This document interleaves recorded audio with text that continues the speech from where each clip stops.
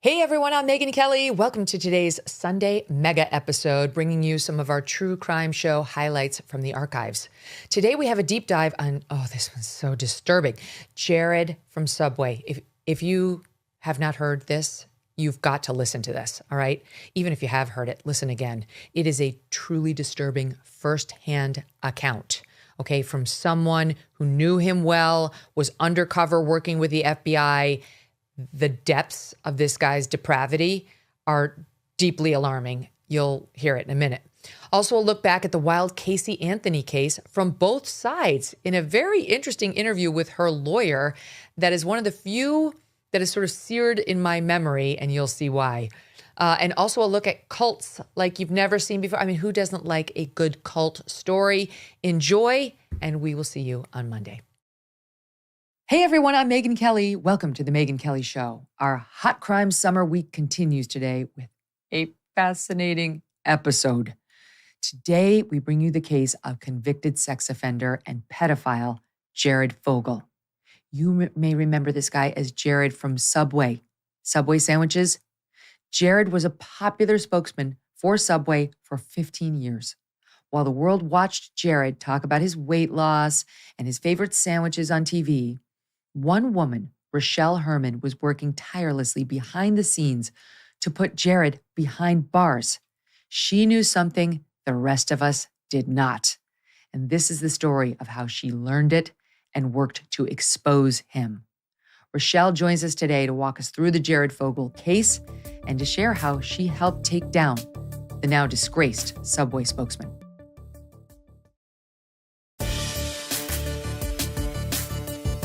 Rochelle Herman, so good to have you here. Thank you so much for being on. You're very welcome. I appreciate the invitation. Thank you. Oh, I'm so awed by what you did, your whole role in this. I've watched the whole series, and you are a heroine and just an incredibly courageous, ballsy person. I mean, the number of things you did to advance the case against this guy it's a long list and at extraordinary peril to yourself, your family. All right, so we're going to go through it. And I knew this story. I was in news, but I didn't know anything about you, Rochelle, prior to seeing this. So I'm grateful for this investigation discovery production and to get to know you. All right, so let's start at the beginning. You're down there in Florida. You're minding your own business. You're building your radio show. You're doing well.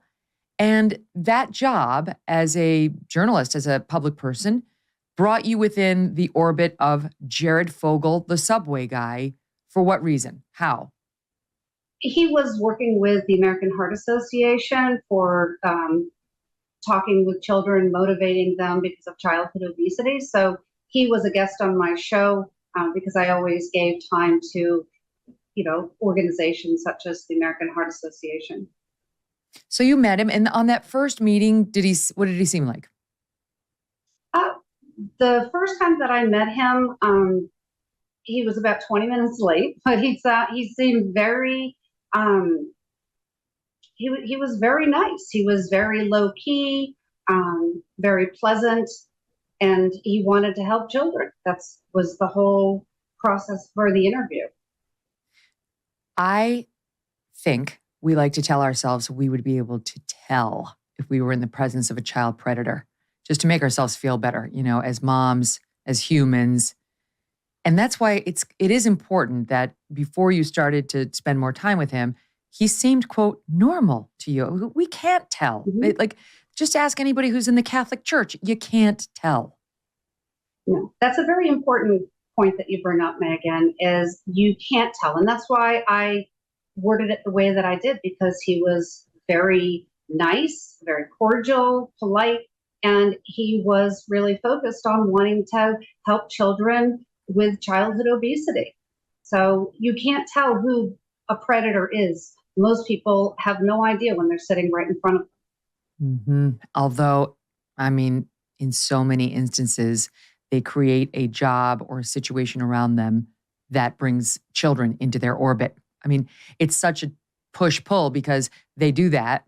And yet we all know so many great educators and coaches who are wonderful, who would never hurt a child, who make it their mission to help children as a profession, who we don't want to scoop up into that perverted, sick thing. But it's no accident, right? That it's probably no accident that Jared created this charity having to do with children. No, it's no accident at all. And, when we're talking about, across the country, I think it's about 80% or more where the predator is known, whether it's family related, but they do happen to know they're familiar with the child. They are, whether they're friends or, as you had mentioned earlier, educators, they could be clergy. I've received a number of messages from people around the world that have been victims. They have fallen victim to being, having sexual abuse as a child through these individuals. And they run the whole gamut of who you think would be safe. I should say up front, the FBI does not want you to be doing this interview. Is that true? Yes, but please let me clarify. The FBI, I was approached recently, and they asked me to fall back. And the reason why is for my own safety. It's not because I have brought a voice to what is happening, and I'm giving my voice to help anyone who has been subjected, whether it's Jared's victims or otherwise, to childhood sexual abuse, trafficking, whatever. And they don't want me to put my life at risk. And apparently I have angered a certain demographic. There's a number of people. I have received some emails, messages from individuals, not very many, I would say maybe 2%, very angry with what I did. And they're in defense of Jared. Oh my gosh. Yes, it's really sick in my opinion. All right, so we'll get to why and all of that, but it's absurd. Thank you for, again, putting yourself at risk and coming on to tell the story. It is important. It's not just about Jared, though we do need to watch him too, because he's getting out of prison in the not too distant future. But there are sadly many, many Jareds out there. And Rochelle's become a bit of an expert in how to spot them and how to keep kids safe. So there's a lot baked into your story. All right, so that was meeting number one, rather unremarkable. And then tell us about the second time you met him.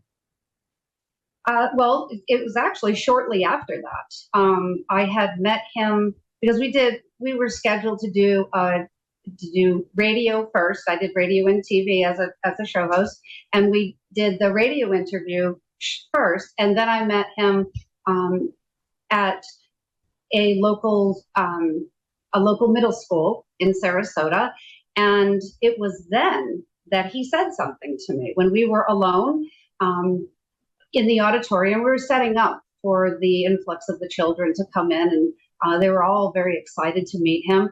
And so we were setting up, and my cameraman was across the way preparing the cameras, and our mics were hot. Jared didn't know that, and he had leaned over to me. He was very flirtatious and very friendly, and was just into general chatting with me. And I asked him if he was excited about meeting the kids, and then he leaned over and he said, just above a whisper, how hot he thought middle school girls were. This is so bizarre. This happened at the beginning of your second meeting? Like he's saying the same day. It's so confusing, right? That he would right off the top say something. Do you think it's because he didn't realize how inappropriate that sounded to someone who's normal? I can only speculate why he said that to me. But he was very interested in me, and maybe he wanted to say something to me to see whether I would be on board and don't waste his time. But what happens is I kind of shut down inside when someone says something that inappropriate.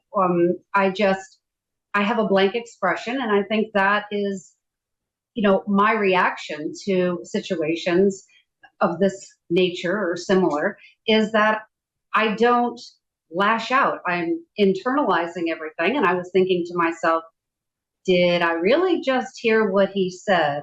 Was that accurate? And I looked across, I glanced to my cameraman, and his mouth hit the floor. And I could tell, yes, that's exactly what I heard. Now, most of us, I got to be honest, would have said, so Jared's a freak. My God, what the hell's up with Jared from Subway? And moved on. I mean, that's truly what most people would have done. Like, he's a freak, but like, there's no evidence that he's more than just a weird freak who thinks about these things. Not you. This is what makes you different. Like, the people who make a difference on this earth are the people who just go the extra mile, who don't just move on. And so while you were thrown, you were, you said you sort of internalize, you started to come up with a plan.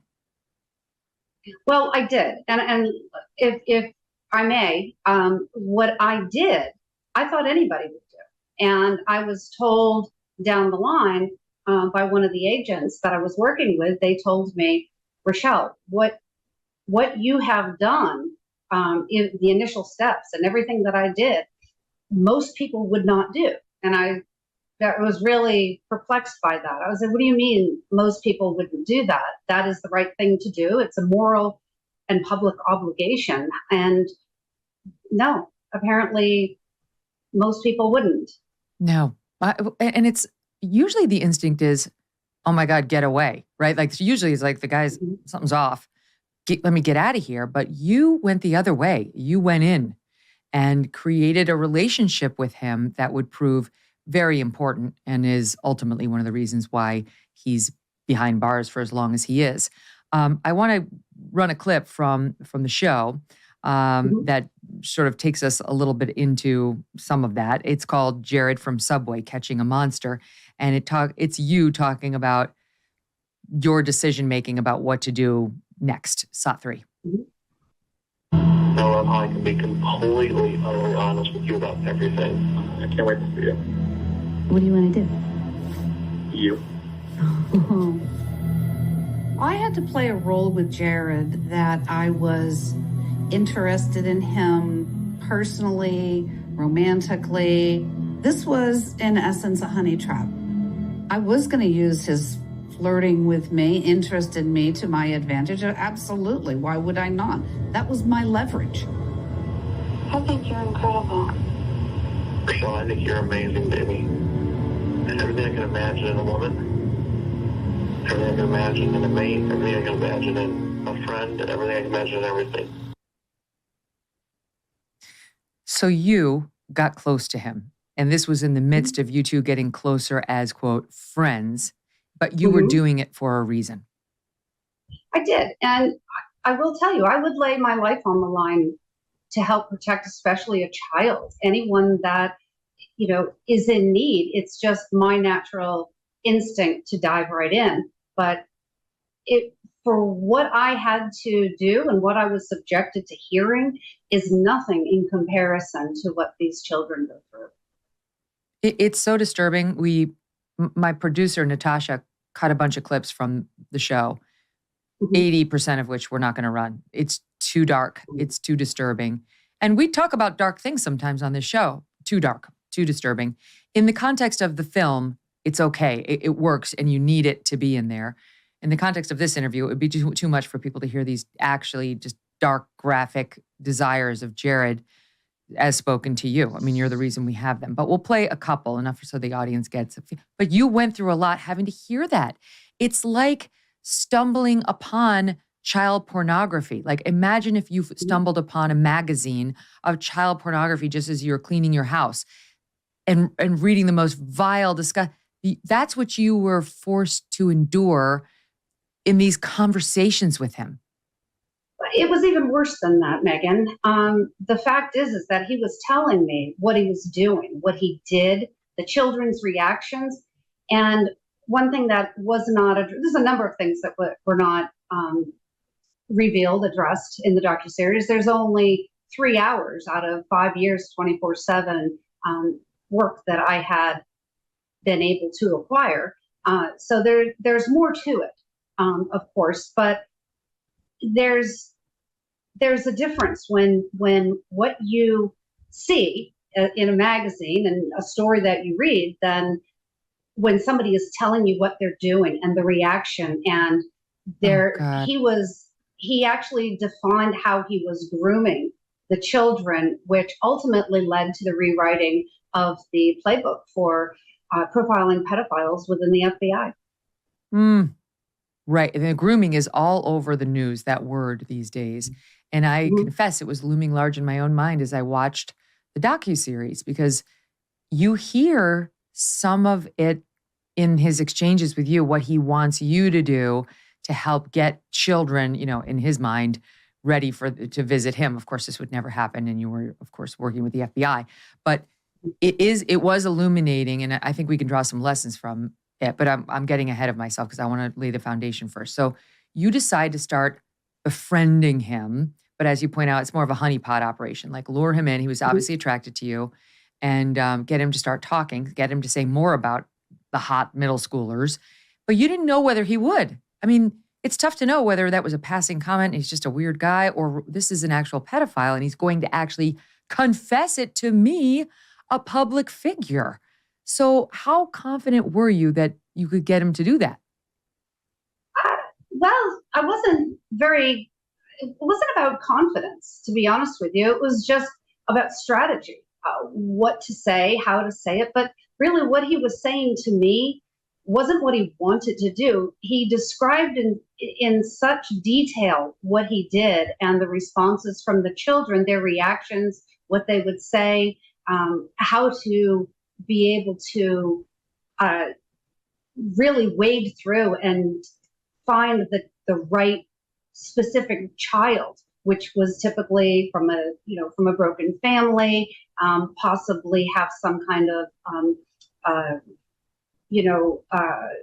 mental health issues, depression or otherwise. I mean, he wanted the weak to prey on. You start just using your dictaphone. Been there, sister. I was that person too many years ago before we had the iPhone. I was a lawyer back then. But yeah, you started to tape him using a dictaphone. And the vast majority of your relationship was over the phone, right? Like, where was home base for him? You were in Florida and he was where? Well, his home is in Indianapolis, in Indianapolis.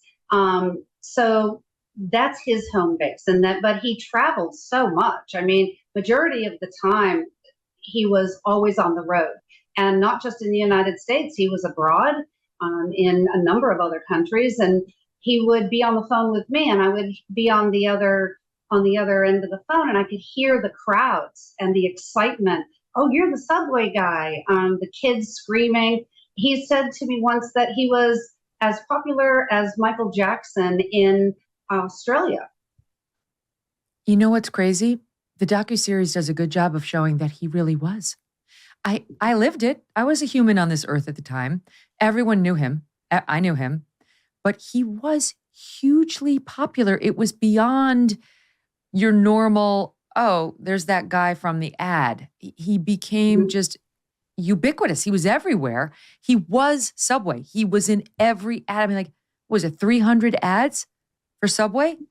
Yes, I believe so. He was just an everyday, ordinary guy, and people really supported him because of his quick rise to stardom and for losing weight and, doing his diet with specific sandwiches from Subway. So it was like, for the average person, for anyone really, looking at him, he was just like an all-American hero because of how he reached that level of stardom.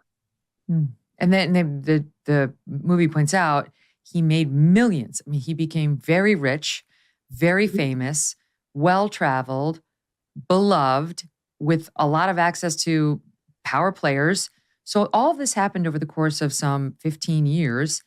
And I think that's about the span, all based on that one article in his University of Indiana, where he was going to school and lost 245 pounds in a year by eating 2 Subway sandwiches a day. And they did an article on him. Subway heard about it, made him their spokesperson, and boom, off to the races. So you're in the midst of this phone relationship with him. And he is starting to say incriminating things. So the first time, this was something that was unclear to me from watching the series. He made the comment about the middle schoolers. Then you're on the phone with him, and you can hear in that last clip I played how it's getting kind of sexy between the two of you. But then, and you were clearly in some of the clips trying to push it to like, so on the kids subject, because you were on a mission, how hard was it to extract the admissions that you would ultimately get from him in that phone relationship? It was interesting because it was a phone relationship, because I was never allowed during the time that I enlisted with the FBI to meet with him in person, although I wanted to, because I felt as though that the case could move, much more swiftly, and I could gain, deeper information, more hands-on, if you will. And it was, to me, baffling that somebody would entrust another person with a phone conversation as a relationship and share in detail everything that he did. When I think about it, I'm thinking perhaps he was lonely, didn't have, because he was so busy with his schedule at Subway, he really didn't have time to make friends. And he had his friends, but not being all over the world, anyone that he could trust like that. So perhaps it was just something that a necessity for him. So maybe easier than you expected at first. Now, wait, before you brought in the FBI, I love how you're moving the pieces. But before that, you did have one meeting with him, and it was scary, right? Can you tell us about that? Yes. He said he was coming into Palm Beach, and he was going to be there for a couple of days. He had to do some work with Subway and asked if I would come up. And here I am based out of Sarasota, and I really wanted to get this information. So I did. I agreed to. And he told me where he was. And that's when I took the drive and I went there.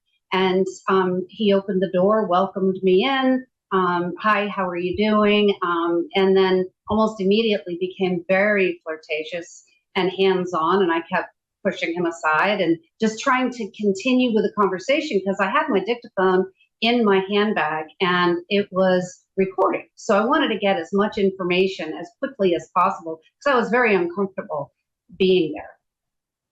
And it wound up in you fleeing, right? Like he left the room and you fled, which must have been you must have been very scared to just kind of jeopardize your operation by just piecing out. I will tell you, I replay that time over and over in my head. And I was so grateful when he did excuse himself from the room for a few minutes, because that was my opportunity. Other than that, I don't know how I would have gotten away, because I'm not sure he would have let me. And you think back now, think of all he had to lose. What if he had found your dictaphone? What if your purse had spilled? Well, that was definitely top of mind, but I will say I raced to my car as soon as that door shut.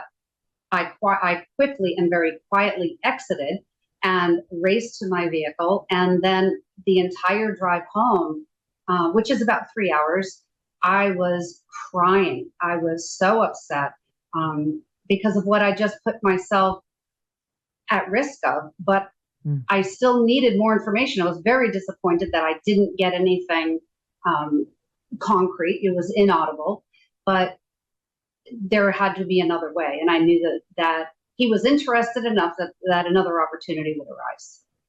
You just told me you had a phone call from your kids and you had to get out of there when he called to say, hey, where'd you go? So one of the things that's interesting to me, just from a human perspective and watching your story, is you talk about how you cried on the way home. And there's another point at which you admit you threw up after one phone call. And just, you're very open about how this was actually really, really difficult on you emotionally. And I have to say, Rochelle, I like that. It's almost a more interesting story because you are very vulnerable in that way. You're not this, tough as nails, like I was going to nail him and I got him and it was screw him. You were very fragile at times in this thing, but you kept at it. That is such a hopeful story, I think, to everyone out there. And even if you are a crier, even if you're emotional, even if it's really hard, if you keep at it, whatever it may be, you could accomplish something hugely important.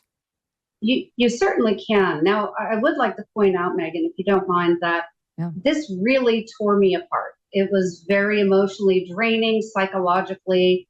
It was just a disaster because of everything that I heard.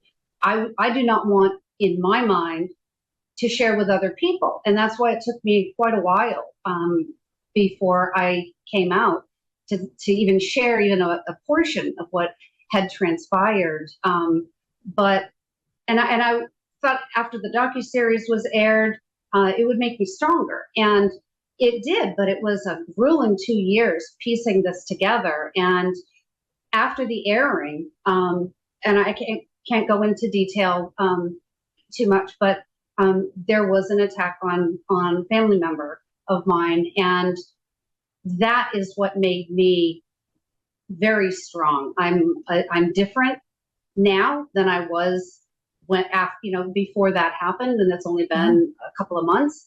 But it just put everything into perspective for me in the sense that you have to stand up and do what is right, because it's not something that anybody should stand down. It's something that I believe everyone, if you can make a serious difference, if you make an effort to stand up and do what's right. That's crazy. I didn't realize there was a contingent of Jared defenders out there. How is this even remotely controversial for what you did or what he's been exposed for? I don't know. There was a couple that I read. They felt as though my recording him was illegal, which actually there was a gray area.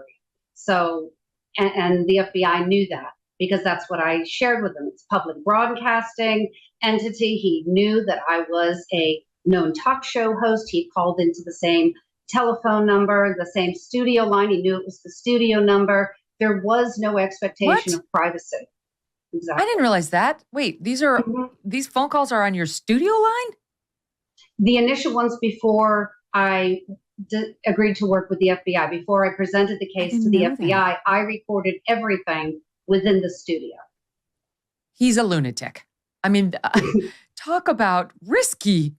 Okay, so you get these tapes and he does start saying very inappropriate and incriminating things. And you go to the FBI.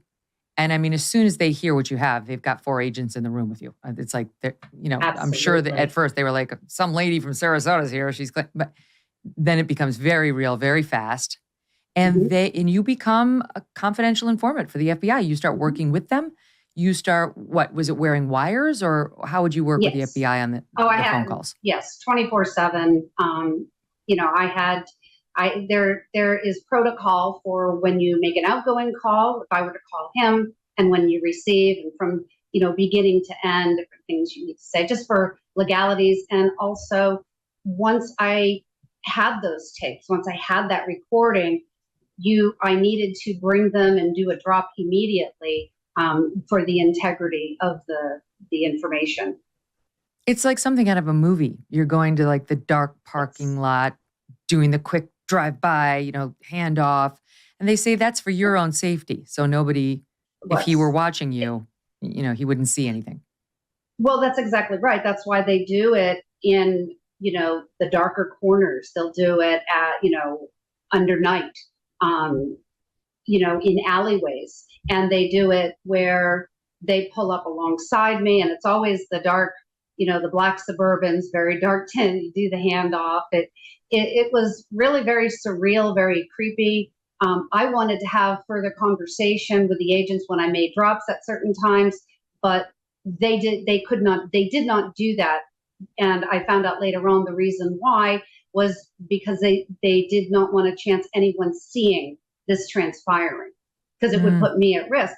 See, as a CIs, you're given aliases and numbers, and that's what you're referred to, not your real name. But I came out when Jared was arrested, and I shared because the public has a right to know. And that is exactly why I'm here today. And there's further information that I'd like to share. And I have a lot of things, that I am pursuing, because I think that I can make a big difference, but with the help of others, out there, mostly the victims, because without their stories, they can really share some insight that we don't have personally if we haven't gone through it.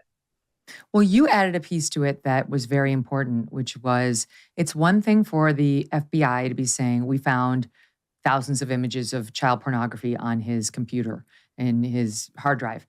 It is another for us to hear it in his own words, his sick perversions. There's just no getting around that. One thing you can compartmentalize a little bit more easily, like, oh God, who knows what was on there? I guess he's a sick dude. But to hear him, again, we won't be playing the most graphic sound bites here, is a different story. You know, and you feel very motivated to keep him behind bars forever, ideally. But right now that we're not on track for that. So you're working with the FBI. How long did that period go on, you and the FBI? Actively, just under 5 years. So this is a great frustration to us and to you. The audience now is saying, 5 years? What do you mean? He's making these admissions. In the docuseries, you hear him talking about allegedly going to Thailand and what he did to the little children over there who were being sex trafficked. Why wouldn't they go arrest him? Isn't that enough to get a search warrant to see if he does have child pornography? Like, why? And what was the FBI saying?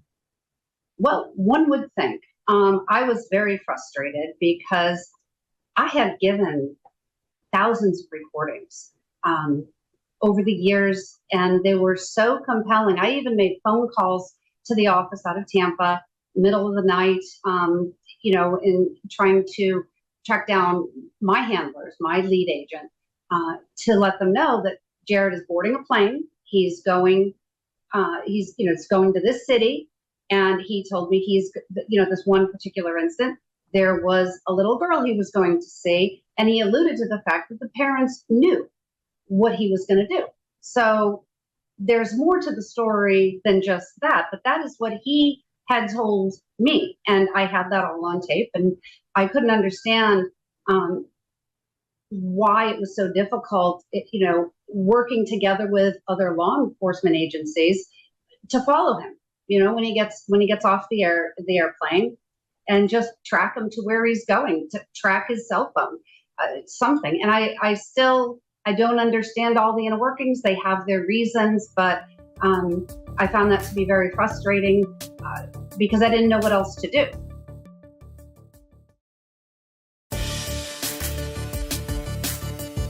We're going to play 2 sound bites here of your discussions with him. And this is where it took just a particularly dark turn for poor you, because you're a mom and you had 2 young kids who were, I think, 9 and 10. I mean, it was a period of years, so they were aging, but they were around there. And Jared knew that, and he started to turn the discussion to your own children, which is something very different than the abstract idea, which is awful enough. So we've got a bit of that from the piece. We'll play SOT 4 first. And this is a viewer warning. This is disturbing and not appropriate for children. Will you do anything I tell you to do? Yes, I will. You promise? Yes. Will you let me see your kids naked? Oh my God, Rochelle, that is stomach turning. It How really did is. you maintain your composure? Well, for all those years prior, he really did not bring my children into conversation at all. So now his sights were set on my kids. How did you manage through that? Actually, when that initially happened and he started to zone in on my kids and ask questions, that's when I spoke with my lead agent, Billings, Special Agent Billings, and I was going to quit and just walk away. And through conversations, they did not have anybody else to get in. They had tried for quite a while through me to try to introduce an agent to take my place ultimately, but he would never bite. He was just very stuck on wanting to talk with me. You were it for the FBI, Mm-hmm. for everyone. Here's a second soundbite. Yeah. Same vein and same warnings. Just I want you to describe your kids for me. My kids. Oh, gosh. Blue eyes, blonde hair. That's a girl or a guy. So which your kids do you think I like better seeing naked, your son or your daughter? I don't know. You seem to like both girls and boys. Mm-hmm. Which one would you think I would like better? I don't know. I really don't. Mm-hmm. Oh my God. That was The very FBI difficult for me to hear. Of course. My God, your strength is superhuman. The FBI, they just weren't doing it. And you ultimately did something extraordinary. Again, another extraordinary act. You went to, was it the local DA to try to get somebody to do something? I went to local law enforcement, Sarasota Police Department. I had my own talk shows, TV, radio, great following. Did it not only locally, but nationally as well on a number of different venues. And I was going to, and played it out in my mind many times, because I felt that there was so much information that I had already shared. I know what he's doing. They know what he's doing. And every minute makes a difference. That's a potential child being violated, being stopped, being harmed. And that is something that I wasn't going to stand down any longer. So I went to the Sarasota Police Department and essentially turned in the FBI. And of course, you can only imagine the looks that I got, and they were questioning, what did you just say? What are you doing? And you're reporting why? And I said, because, I felt as though that they were putting the public at risk for not moving quicker in the case. But Yeah. I am not, it was great teamwork, and I applaud and commend all of the law enforcement worldwide that really participated in this, Interpol, and because there were so many different countries that were involved. But they wouldn't allow me to leave. I went on my lunch break, and I was there for many hours, and they had tied in, there was probably about 30 or 40 law enforcement, and then all of a sudden the FBI, a bunch of agents walk in the door. And I felt as though I was almost being, quashed not to say anything through intimidation.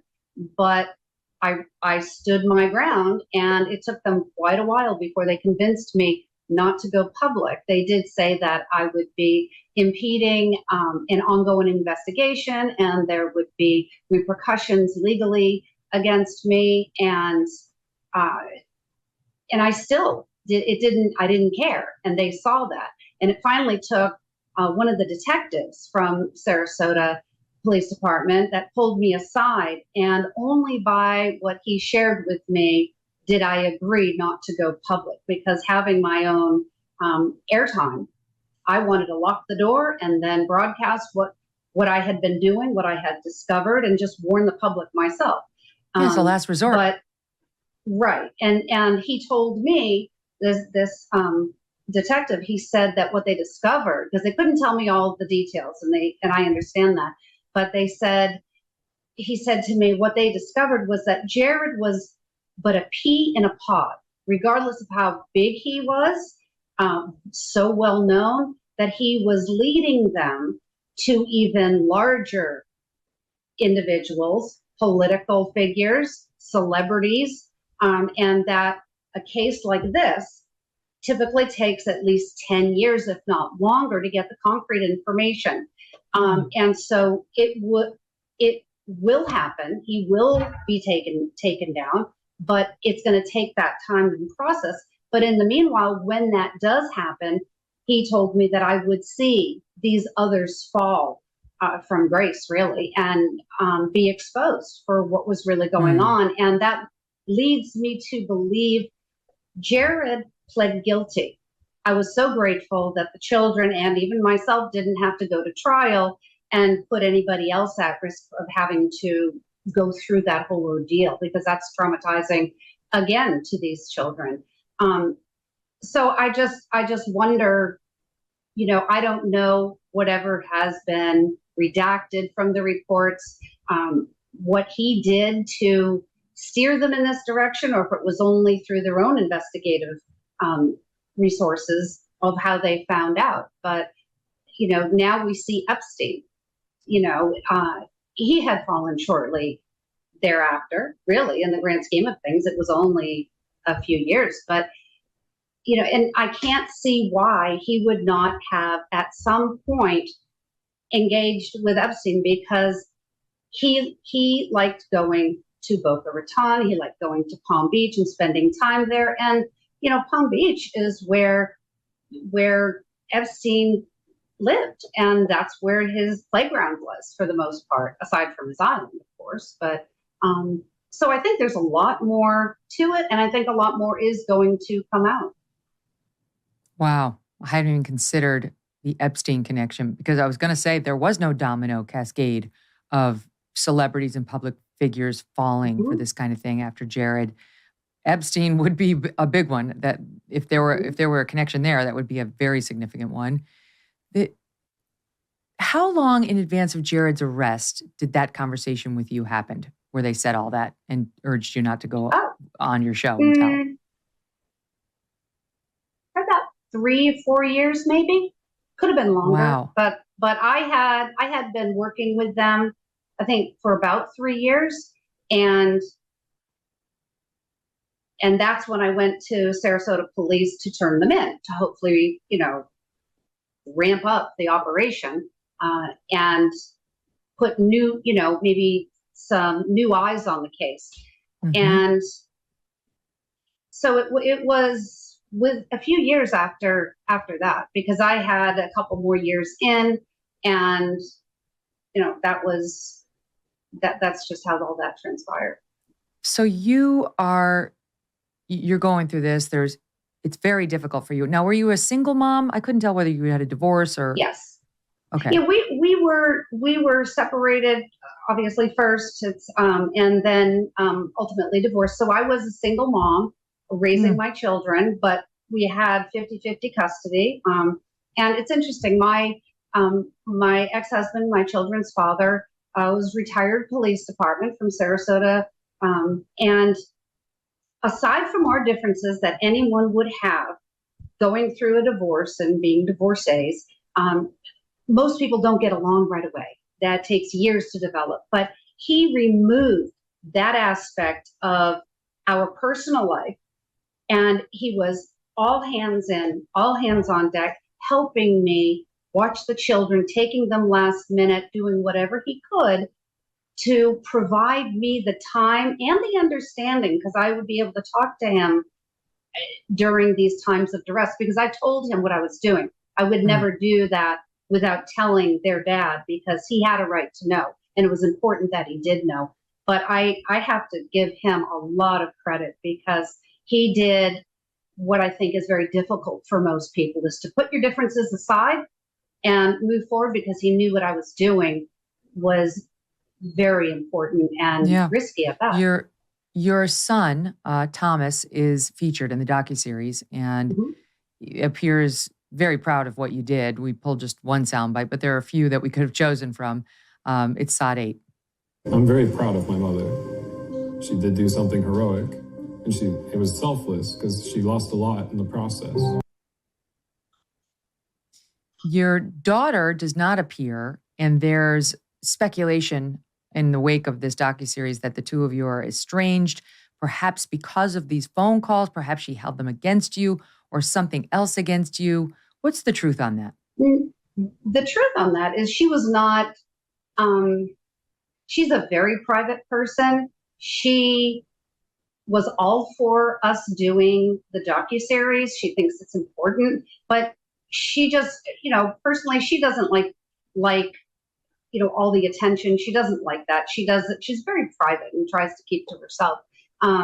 But as far as being estranged, from her. Of course, there was a certain period of time that she was upset with me. She was angry with certain situations because of what she would, perhaps read. And she thinks that I put them at risk, which I never did, and I never would.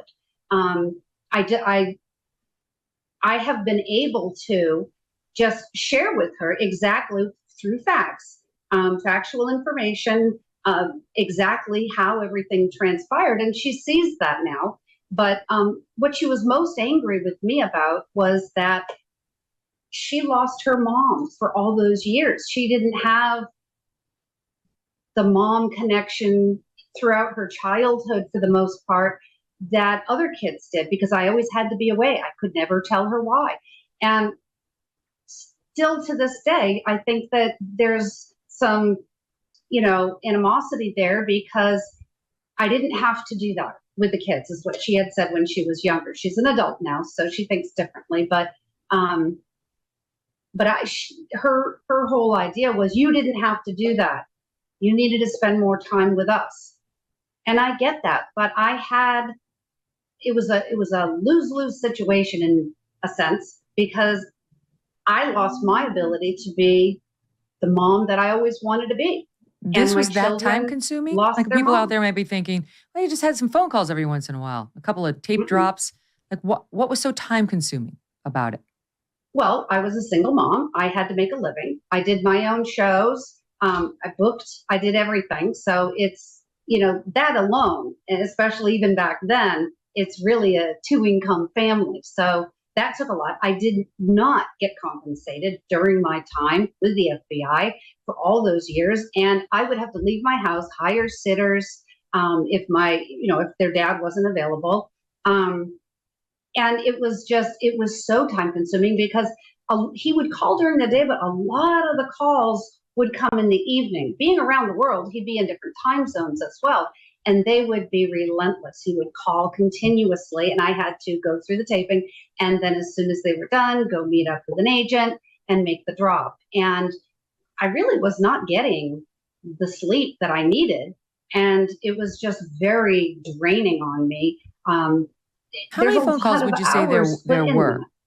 Over all those years, how many phone calls would you say you had taped?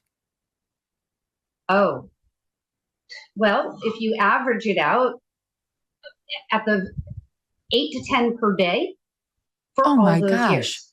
Seriously? Only towards the very end did they become less and less, because he kept wanting to see me in person, and they would not allow that. And that wasn't he married with kids by that time? What at the end there, Rochelle? What didn't he get married and have children of his own? Like at the end? I believe so, but I don't think that I was working with the FBI at that point. Okay, so there was a period where your phone calls ended, and then there was a gap, and then the arrest. That's correct. Okay, because weirdly, the arrest did not happen as a direct result, as I understand it, of your tapings, though they would become relevant at trial.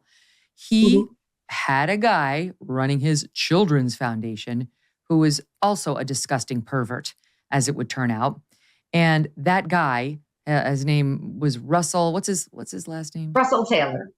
Russell Taylor. That guy, Russell Taylor, would be the reason Jared would ultimately get caught, because he had, without getting too graphic, but he and his wife were into some very disturbing things. And there was an email that got circulated of his wife in some sort of very twisted sex act. And the act itself is unlawful. And they got wind of the fact that Russell was emailing it. Emailing the pictures is not unlawful, but they just decided it's time to investigate Russell and his family situation, what's going on there. And that led them to Russell's computer, which had all these sexual images of children on it, including his own stepdaughters, who we now know, whose images we believe were funneled to Jared Fogle. And the young women, who are very young moms, at least one of them is a mom herself now, spoke at length in the documentary. They were very put together, I have to say, for girls who have been through. This guy was taping them in their showers, in their beds. It's their stepfather. Put cameras all over their home. This sick, perverted, and then using the tapes to, I don't know if he sold them. He certainly provided them to Jared for people to get off on the images of his own stepdaughters who had no idea he was this way, who thought that he loved them. Here's a little bit from Christian and Hannah, the two daughters who spoke out in the documentary. After Russell was arrested, we had to talk to the FBI. I was in a very traumatic, frozen state. I couldn't even believe what was happening to me. They sat me down and told me that there were cameras all throughout the house. They were everywhere. Russell, he was watching us in the shower, watching us get dressed in our rooms, watching us masturbate. We were being watched 24/7. My God. So this leads the police to Jared because they saw Russell had it. Russell had given some to Jared.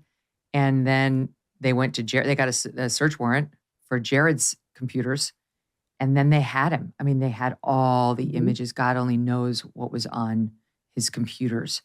And by that point, Rochelle, he was definitely married and they had children. It's just terrifying to think that a pedophile can not only molest children, he can make children of his own. And God knows what their future would have been had he not been caught.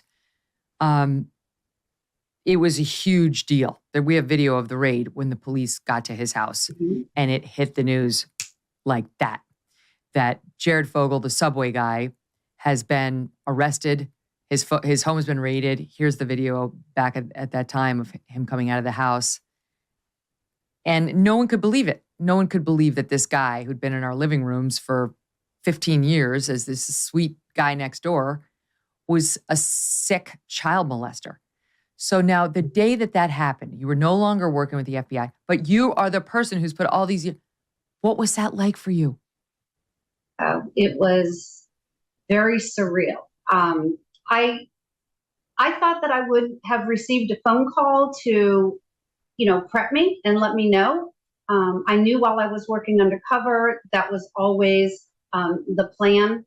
If they had decided that this is the time they were going to arrest him, the plan of action was they were going to send agents to my children's school. The children had to be prepped if this day were to happen, and the schools, all the teachers and the superintendent, they all needed to be made aware of this over the years. And they had switched schools from time to time as they were growing up. And, so my kids knew that there was something that was happening. My son had revealed to me that they knew that I was working with the FBI. There was a bad man I was helping them get. But he said to me, he never knew who this person was. And he was actually saying about he and my daughter, because they'd have conversations. And it was worse that they didn't know who it was because they didn't trust anyone. They didn't know, honestly, could it be someone that they know, a friend, a family member, somebody at school? I didn't know all these years that that was what they were subjected to.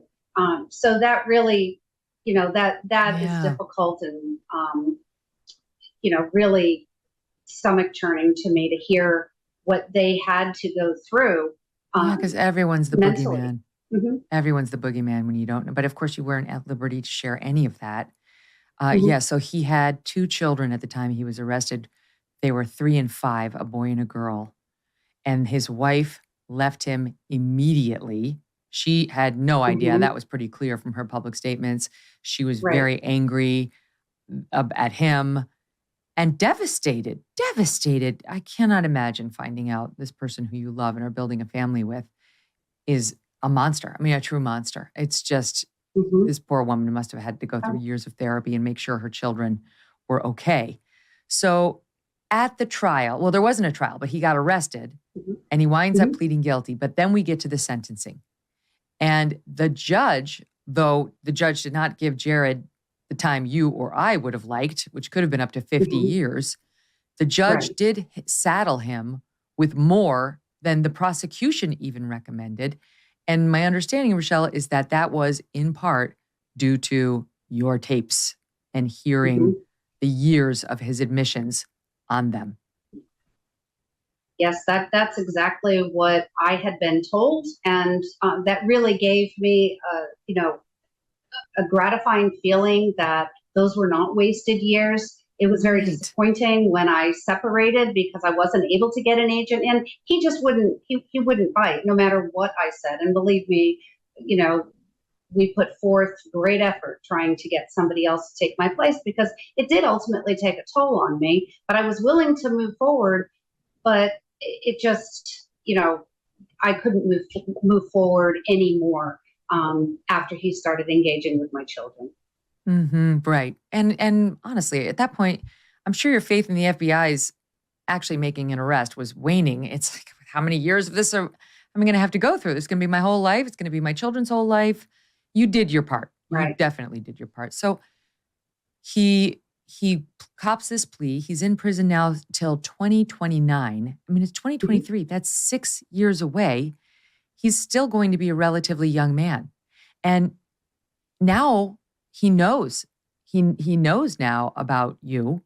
He knows it wasn't a friendship, that you were taping him. So that's got to be scary for you. It is, in a sense, it is, because I've had all these years. He has enough money. If he wanted to do something, he could have easily hired someone. You see that all the time. I will share with you, my daughter had said to me, and I thought that she was, a little, overreacting, but she said to me years ago, she was terrified of Jared with his money. Either he himself would do this or when he gets out of prison, that she felt as though he would rape and murder her and her brother. And I said, no. I said, why would you think that? And she said, well, you essentially took his children away from him. Why would he not do the same to you? And so I posed that to the agent that I was working with, and the response really took me back. She said, she's not far off. Oh. And that was the end of it. And I still to this day, it's still very disturbing, but it legitimized my daughter's feelings that she wasn't far off. So there's a lot of twists and turns that people don't realize that, that are still in the shadows that we deal with every day. Forgive me for this question, but I should just ask you for the record. You never did provide any images or access to your children to Jared. Oh no, Yeah. No, not at all. And when I said moments ago about my leaving, because I couldn't take his engaging with my children, that is through referencing his mentioning of my children, because I never brought them up and I never gave any accurate names of their friends. I made up every name I ever used referring to a child because one day I knew he would be in court. And in hindsight, that those names being in line with a child that I was referencing that really didn't have anything to do, they would have been subjected to going on the stand, being interviewed to make sure everything, was okay, that they weren't involved. So I made everything up from the names to everything so that would never take place. He's 45 now. I guess he'll get out at age 51. That's still a relatively young man. You don't grow out of pedophilia. It's a lifelong affliction. This is why so many people are like, well, how does he get out? Like, how do we keep him in? How do we make sure he doesn't hurt more children what reason do we have to believe he's not going to just pick back up where he left off when he gets out? First, he has no remorse. He never did. And any of his comments, any of the articles that you read, anyone that he speaks to, he's only remorseful because he got caught. And he's saying, oh, I made a big mistake. Big mistake. He never talks about what he did was wrong. He No, never it's not a talks mistake. about how sorry he feels for his victims. Never. Every single person, from statistically speaking, that commits a sexual crime, that in their lifetime they end up committing 179 on average sexual crimes. And I think he's well over that quota. But when he gets out, he will have a lifetime of supervision until something falls through the cracks. I don't know. So he should be chemically castrated. There should be a mandatory chemical castration. Yep, absolutely. Well, I'll become a lobbyist and be right there to, try to help move that along, because I do believe that somebody, especially like him, needs that.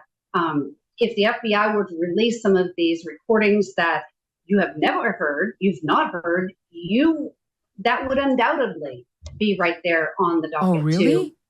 To go through. There's Congress. worse than is in the docuseries? Oh, yes.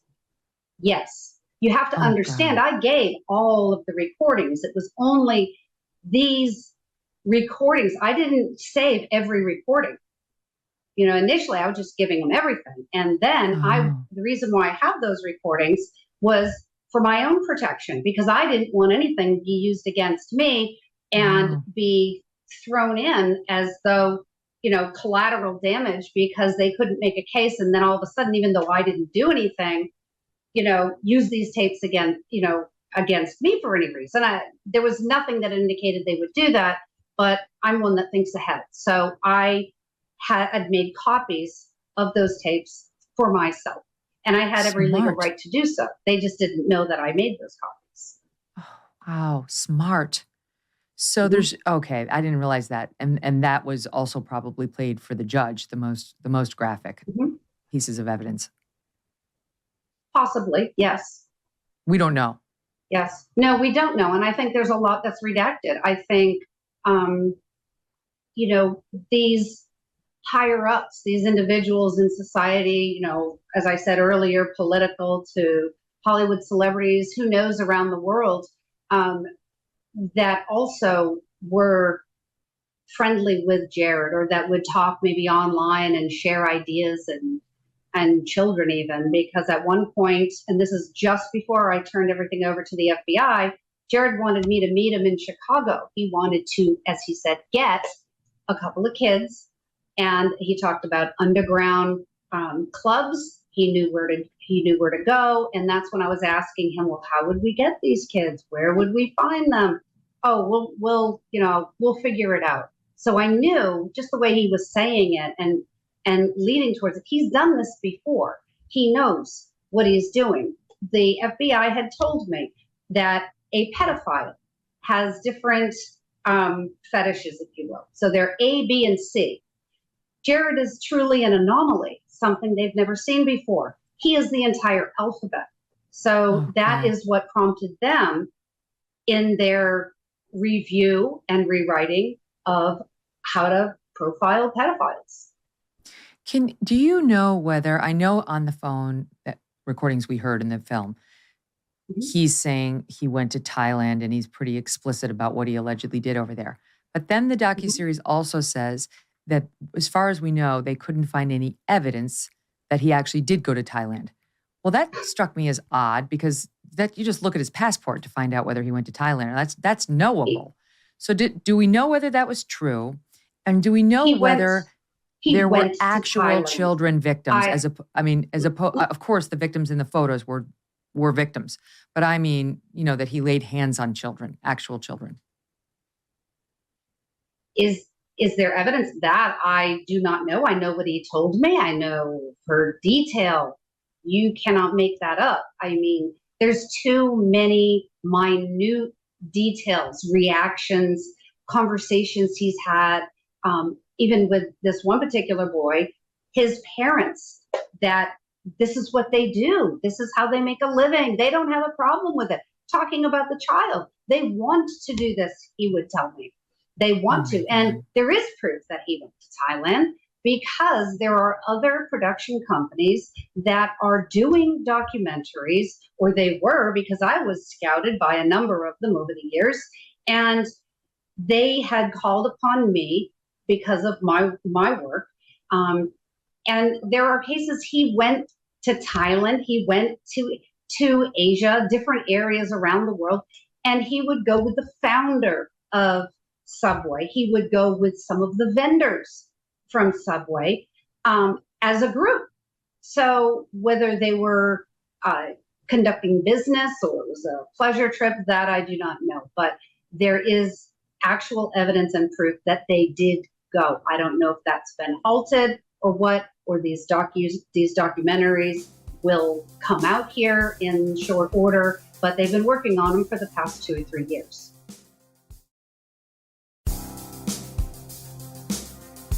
You mentioned Subway. I mean, we haven't even really touched on that piece of it. It's miraculous to me that this brand withstood this controversy, that the face of the brand turned out to be a serial pedophile. There's no other kind. And they're fine. They did fine. There was a question about whether they knew or had reason to know that Jared had this issue with children. The docuseries touches on it a bit. His wife seemed to think that Subway had been given a heads up on at least one complaint about inappropriate behavior towards children. Subway denied that. But what do we know about Subway's knowledge, if any? I know for a fact Subway knows. I wrote them an email during one of my breaks, if you will. I had an emotional break one night.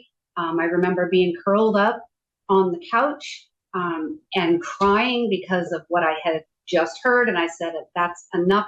I wrote an email to Subway. I went on their corporate website.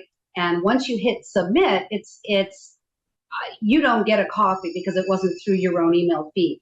So I sent it to them and I told them that Jared was a sex offender, that he had made comments about my children, and that I know that he's doing these things. I forget verbatim exactly what I said. I do have notes in one of my journals that I could reference, but for a long time, Subway said, "Oh, we never received that."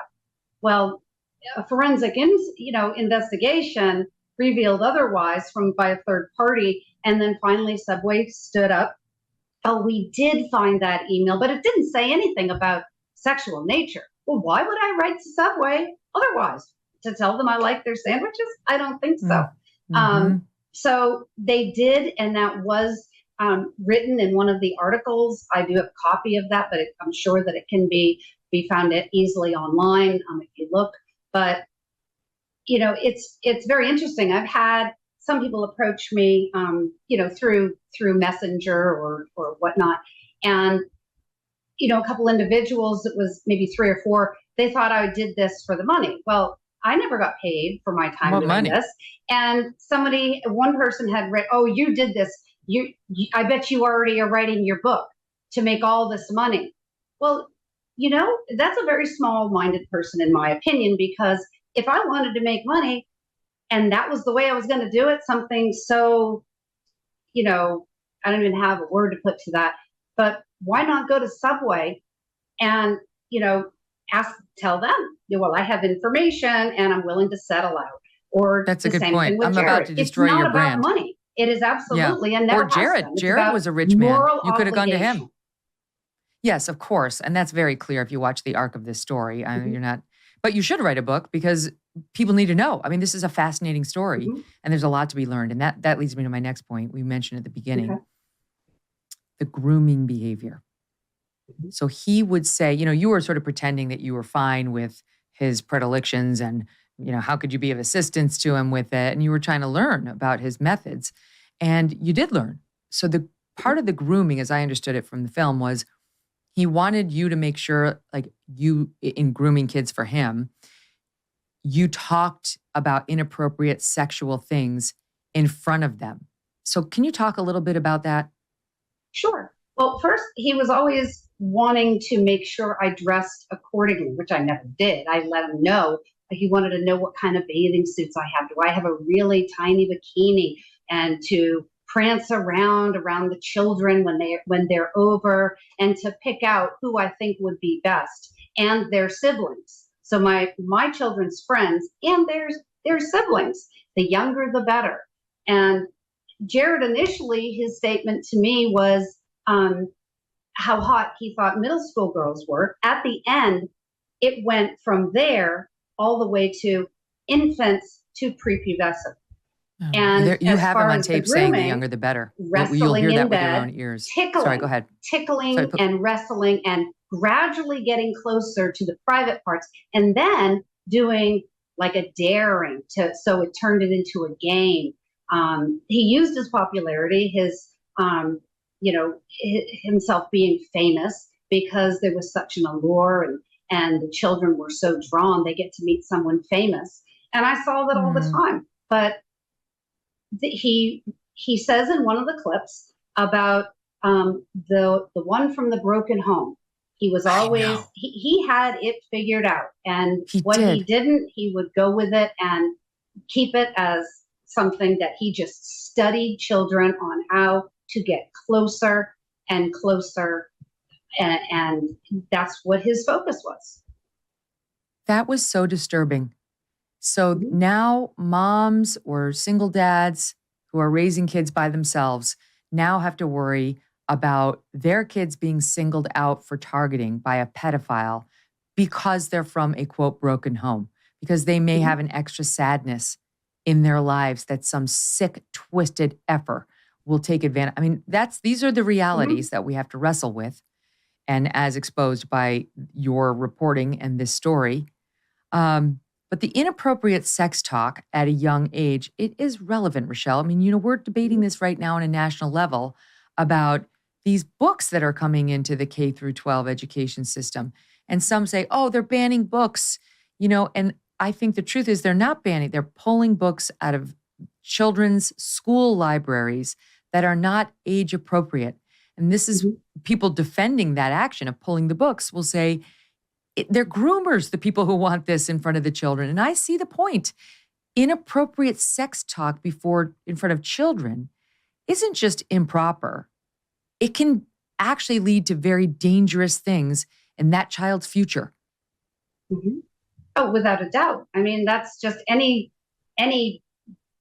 base level psychologist, counselor will tell you that. I mean, a lot of us don't have a degree in mental health, but a lot of it is common sense. And that has been removed too many times over. It's interesting when you see what they do allow in, but they are taking some measures to remove this. But is it too far, too little, too late? I don't know. Now, if you look statistically speaking, over the years, homeschooling has grown dramatically as a personal choice. There's a number of reasons that people have made this choice, but from my understanding, a lot of it because it has to do with, you see not just men, but women also violating children. Your educators, clergy, group leaders, politicians, even law enforcement. I know that there's just a small amount, but small is not none. And that's where we need to get. Right. So these moms are like, I'm not putting my kid in the school, and my kid's not joining the Boy Scouts and isn't going to be an altar boy. I mean, I can relate to some of that to some extent. It's just you're so, especially when they're really little and they can't really vocalize and they could be taken advantage of. You have to be so careful. So do we know about Jared, how he got this way, Rochelle? Has anybody been able to interview him, or, did you ever ask him, was he molested? I did ask him. He said, no, he was not. But I think that a lot of people, if they were, I don't think they're just going to come out and say that, even if he was comfortable with me, that if he was, perhaps that just hit too close to home. I can understand that. But I think personally that it's just within his genetic makeup. I think that there's a default in how he's wired. I think that's just whether it's an illness, I kind of think that it is. I would hope that it is, in the sense that, hopefully we can find a fix for it later or at some point, but he doesn't even acknowledge that there's a problem. And you asked me, you said about anyone interviewing him. In this docuseries, I gave the producers and directors the idea. I said, well, why don't we close the docuseries with a face-off between Jared and I at the facility that he's in, because I would like some closure. I would like to say a few things to him. But they did send the request, and he declined. But that is something that I would have been interested in doing, because, there's nothing easier than gauging somebody by their body language. Does he have any ongoing relationship with his parents? Do you know what that situation is? I don't know. I believe his mom was a teacher. His father's a doctor, probably retired now. But from all information that has been dispersed out there, is he had a very good upbringing. Prominent family, really no money issues, so they didn't have that aspect. So I don't know why Jared has done what he's done, but I have heard, and this is secondhand, but people that went to school with Jared, college, for example, I was told that he would sell pornography to make some extra money. And he made quite a business doing that. So they also talked about how he was morbidly obese from a young age, that he had no friends in high school. There's a reason he got famous for losing 245 pounds. He had it to lose and then some, had, enough left over. It's like 245 pounds. What's left? A large man. So he was very, very large. And I do think when you're that kind of an eater from a young age, there's an issue. There's an issue there. I don't know what went on in that family. But, you see your kid is, 350, 400 pounds and has absolutely no friends. That's not a good parent. That is not a good set of parents. Something was wrong in that house. All right. So a couple questions for you, as now we're thinking about his release. Do we know if there's any chance he's getting out earlier than 2029? No, he cannot. He's not allowed to get out earlier, according to the stipulations the judge had set down. Is there any chance he could face other charges? I know I've seen you reaching out saying, if you are a victim of Jared Fogle's, reach out to me, because there may be children who have been molested by him who haven't yet come forward. Absolutely. In my mind, and from my experience, that is an actual fact. They're adults now.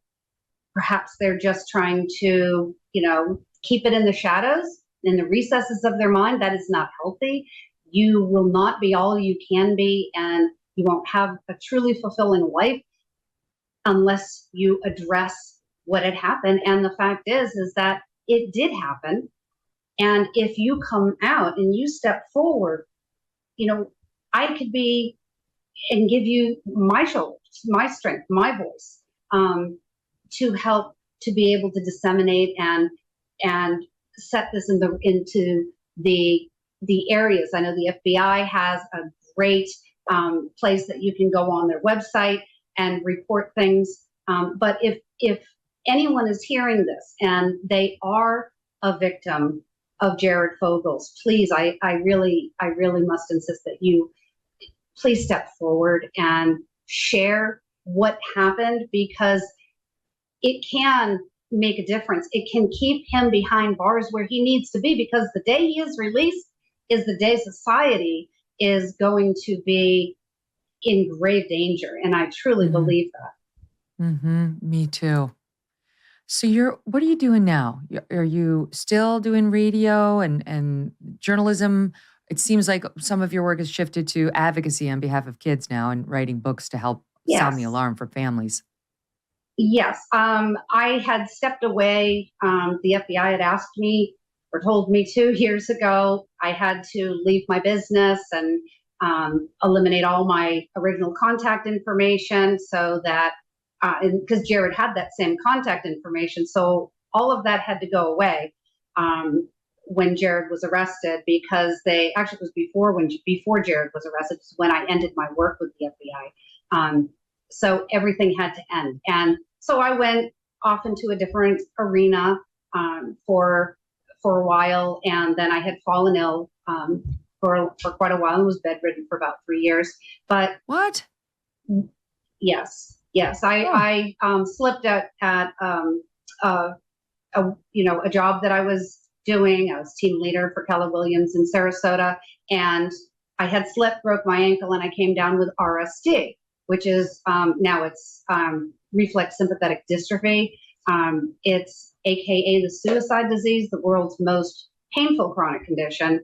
I've learned to disseminate the pain, and that's another book that I'm working on, actually, on how to teach people how to do what I've done, because I still have it to this day. But what I am now doing, and I am going to start doing podcasts and get back on terrestrial radio again, because MTV, if possible, that's really where I did my best work and where I would like to be. Since this docuseries, I'm under contract, so it's 1 year from the date of airing before I can do any of that. But in the meanwhile, I am writing. I have three books pertaining to child advocacy for child sexual abuse. That goes from it goes one about the story, in the mind of a monster, and that's going to be all these other areas that I haven't been able to share because there's just not enough time. So that's all in that book. And, all the behind the scenes and, everything that happened during my time with the FBI. But then another book that I'm writing is for children.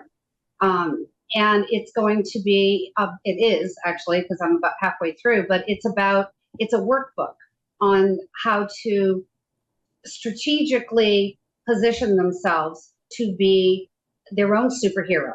And,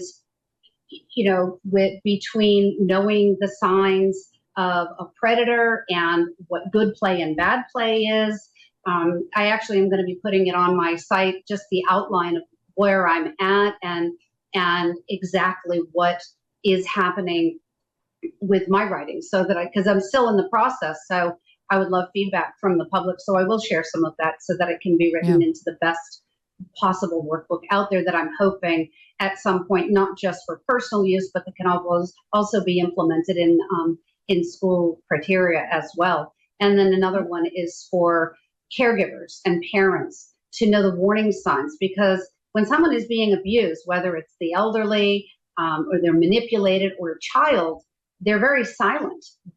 You don't recognize what's really going on in most cases. A lot of times you do. You just see something that's off. But it's like asking the right questions, looking for certain markers. Are they uncomfortable when this particular person is approached? Do they fight when you say, "Oh, you get to stay over their house tonight"? There's a lot that I think that can be very helpful, and there's a lot of elderly that are not only abused by personal caregivers in their home, but in facilities as well. Trusted employees that, the people are putting hidden cameras in the rooms because they sense something is off. Well, this is all great work. I mean, this clearly is your life's work. This is going to make a difference in people's lives. I do have to ask you, now with him in jail, with the story out there, any regrets? Like, if you had it to do over again, would you? Oh, absolutely, without a doubt. There's other cases that I'm working on. As a matter of fact, they're not child sexual abuse cases. They're very diverse in nature, but there are other cases that have presented themselves to me. I'm all in, and law enforcement has always been, open arms with me, and I am so happy that I am received that way, because when I came out after Jared was initially arrested, I felt as though, wow, a whistleblower that they're going to keep me at arm's length. They're going to think less of me. And years pass, and I have come to find out, because they've told me themselves, absolutely not, that they greatly respect the work that I did. And, and I still continue my work today. I'm so glad to hear that. And I'm so glad to meet you. Rochelle, thank you for telling your story and for all that you've done. Oh, I appreciate you, Megyn, very much. And I want to thank you and all your listeners for the opportunity to be here today. Thank you very much.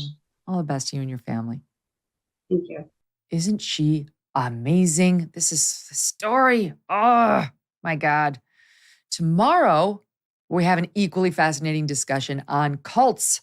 We've got the personal story from two guests of what it's like to be in a cult and to get out of one. You will not want to miss this. We'll see you then. Hey everyone, I'm Megyn Kelly. Welcome to the Megyn Kelly Show and our True Crime Christmas Week here on the program. Going to take you back now to July 15th, 2008, when Cindy Anthony of Florida first reported her granddaughter, Kaylee, missing. A fact she only learned 1 month after the child had disappeared. Cindy had no idea that her grandchild was missing because that child, she believed, had been with its mother, Casey Anthony. Casey Anthony had been claiming that she and her little girl were on a trip together. When Grandma called, she just kept telling Grandma that little Kaylee couldn't talk. But then a fateful event took place. You see, the car that Cindy, that's the grandma, had lent her daughter, Casey, wound up in an impound lot. Cindy and her husband, George, the parents of Casey, were called by the towing company. They thought Casey was off on vacation with little Kaylee. They didn't understand why she'd be separated from the car. But they went to the lot, they examined the automobile, and suddenly their minds were flooded with questions. A few phone calls later, and they realized Casey had been lying to them. She had not been on a vacation somewhere. She had been staying with some boyfriend. But where was Casey's child, their granddaughter, Kaylee? The answer to that would take another 5 months and would end in a dark and gruesome discovery. 2-year-old Kaylee was dead by homicide, and Casey had known that she'd been dead for weeks. My guests today to discuss this case are Cheney Mason and Beth Karras. Cheney is an attorney who served as co-counsel on the Casey Anthony defense team and who wrote the book Justice in America: How the Prosecutors and the Media Conspire Against the Accused. And Beth is a former prosecutor and journalist who covered this trial from 2008 to 2011 for True TV. Welcome, Cheney and Beth. So good to have you both here. Thank you. Hello. Hi. So first, let me tell you this, Beth, I'm so happy to see you because I remember being a young reporter at Fox News and following you and following your coverage on Court TV, now True TV, whatever. And I just always admired you and thought you were such a straight shooter and really smart on the law. So it's fun to have you on. Thank you for being here. Well, thank you very much. Thank you for that introduction. Of course. And Cheney, you're the man. You and Jose are the ones who tried this case and managed to get this acquittal, which shocked the nation. And I'd love to get into all of it because I'd love to take an honest look at, what's real and what's not. We just went through this with, for example, Amanda Knox and compared what was real in her case to the way the media covered it. And there was a very wide delta, right? So I understand your point, Cheney, that you can't just go by media reports. So we'll get into all of it. Okay, so let's start at the beginning. We're at the point where Cindy, it's confusing for the audience that doesn't know the case forward and backward, but Cindy's the grandma, Casey's the daughter, and Kaylee is the little 2-year-old granddaughter. Cindy Anthony is the matriarch, and she's letting her daughter, who was only 22 at the time this all went down, live with her. She's an unwed mom, she's a single mom, she's got little Kaylee with her. And they tell her, Casey tells her that she's going off on vacation. She's going to go to a couple towns, going to take the granddaughter. Okay, fine. Then we talk about how she discovers that wasn't true. She goes to the car impound lot and she winds up calling the 911 operator. At first, what she really thinks this might be about is maybe there was a stolen car. And then she realizes that it's worse than that something smells wrong with that car, and she doesn't know where the granddaughter is either. Here's soundbite 1. My daughter finally admitted that the baby's in the store. I need to find her. Your daughter admitted that the baby is where? But the babysitter took her a month ago that my daughter's been looking for. I told you my daughter was missing for a month. I just found her today, but I can't find my granddaughter. And she just admitted to me that she's been trying to find her herself. There's something wrong. I found my daughter's car today, and it smells like there's been a dead body in the damn car. Okay, what is the 3-year-old's name? Kaylee, Caylee, Anthony. And I'll start with you on this, Beth. So we were off to the races, because now what we learned on that day is that you've got a young mother who by her own admission hasn't seen her child in a month, who tells investigators she decided to handle it herself and was only caught because the mother was called to that impound lot. Go from there. Right. So I know when we look back in hindsight, we know what the defense explanation for that was at that time. But when we were looking at this unfolding in real time, people who were following it, and I started following it with Court TV from the very beginning, it looked really suspicious. Like, why is she looking for this child herself? Why isn't she calling the authorities? She ultimately tells the police she didn't trust them. She wanted to look for her daughter herself. But we learned that what she's doing in this 30-day period from June 16th to July 15th was, I mean, what's documented, photos of her and other memorializations and text messages, whatever, don't seem to be consistent with looking for her daughter, right? She's partying, she got a tattoo, she's in a hot body contest. And it's like, really, is this woman grieving her daughter? Is she in a panic? Is she looking for this toddler who was 2 years old and 10 months at that time? So it was very suspicious. And she ultimately gets charged with child neglect and failure, crime. Well, Cheney will have to tell us the exact crimes, but it was like failure to report her child. It was like neglect charges, nothing to do with homicide. That would be down the road. But that seemed to be right, because it didn't make sense what she was saying. And she's lying to the police, and she's sending them in all these tangents that were going nowhere because she knew the truth and she wasn't telling the police the truth. Let me ask you this, Cheney. One of the questions, and we'll get into it with the audience, what your defense was and how that went. But at this point in the case, under your theory of the case, when Casey's confronted by her mom, Cindy, where's Kaylee? What's the deal with the car? This is July 15th. Under your theory, Casey knew at that point that her child was dead, correct? No, and your facts about how the car was found are wrong. The car was found in a parking lot of a shopping center. George found the car. George drove the car home.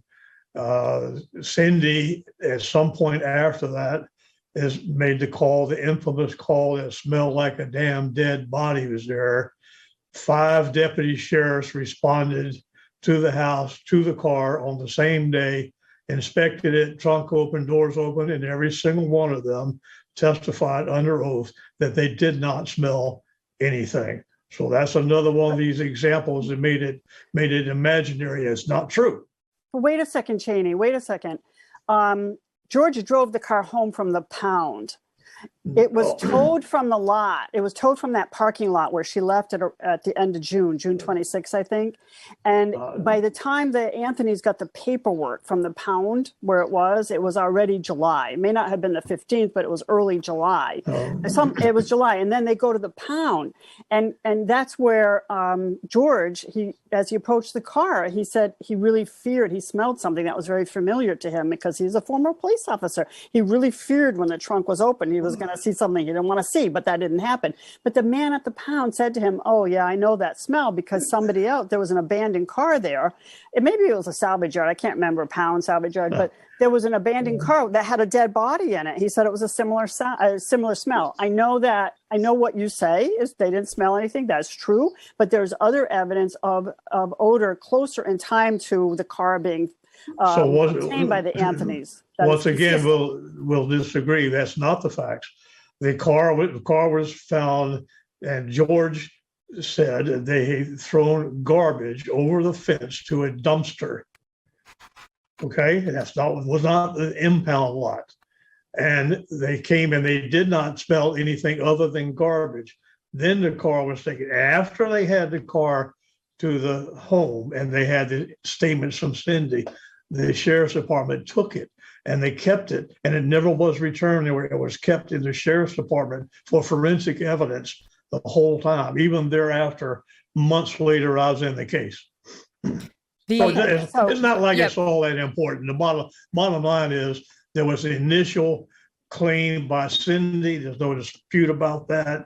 And the state tried to buttress her statement because she was a nurse and she knew what bodies smelled like.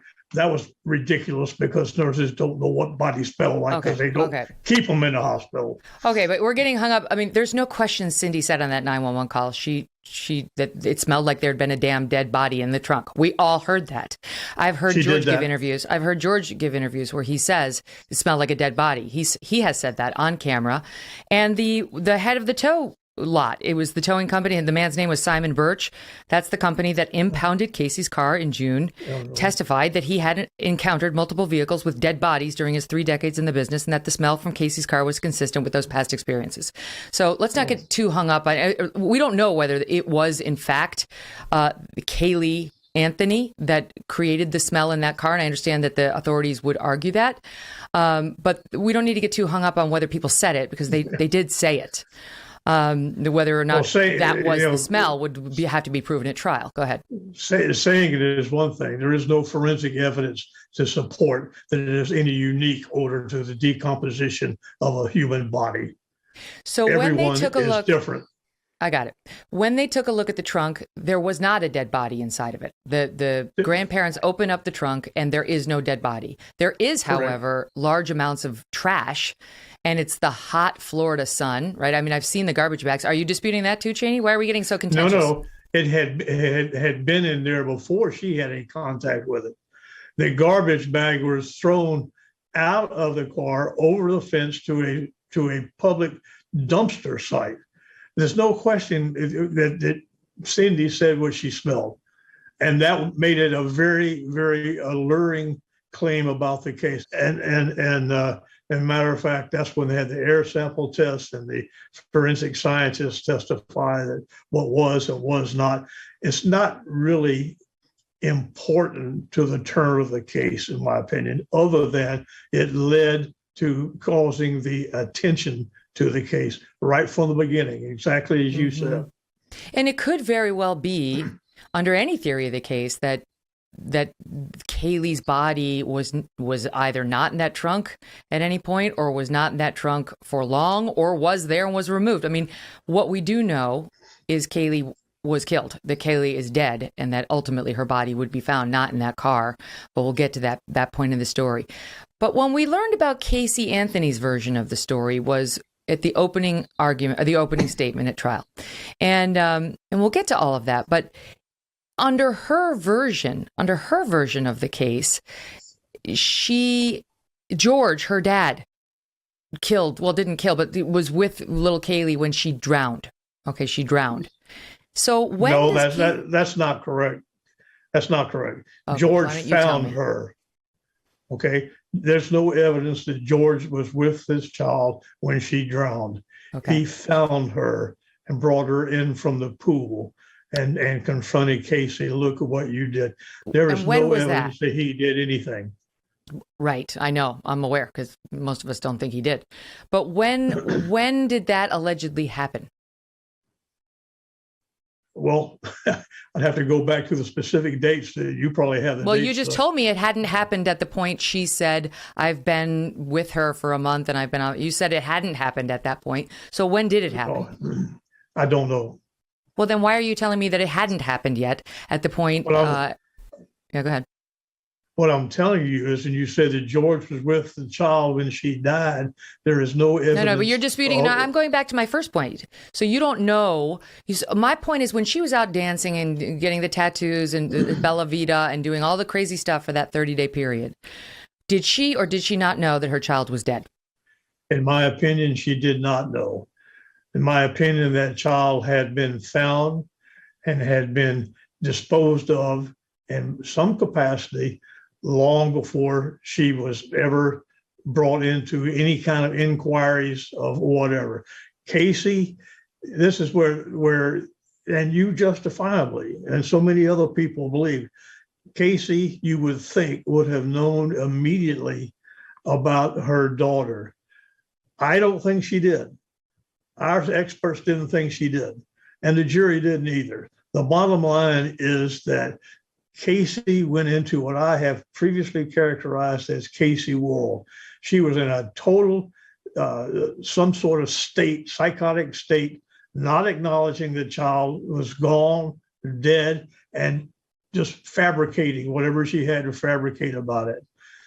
And it was clear to me, I can tell you, whoever watched the trial besides the jury, when we had a grief expert testifying about how people grieve differently in different circumstances, and she talked about it during the trial, the last part of the trial, Casey broke down. I was sitting right next to her. That, in my opinion, was the first time that she absolutely clearly accepted and knew that this child was dead.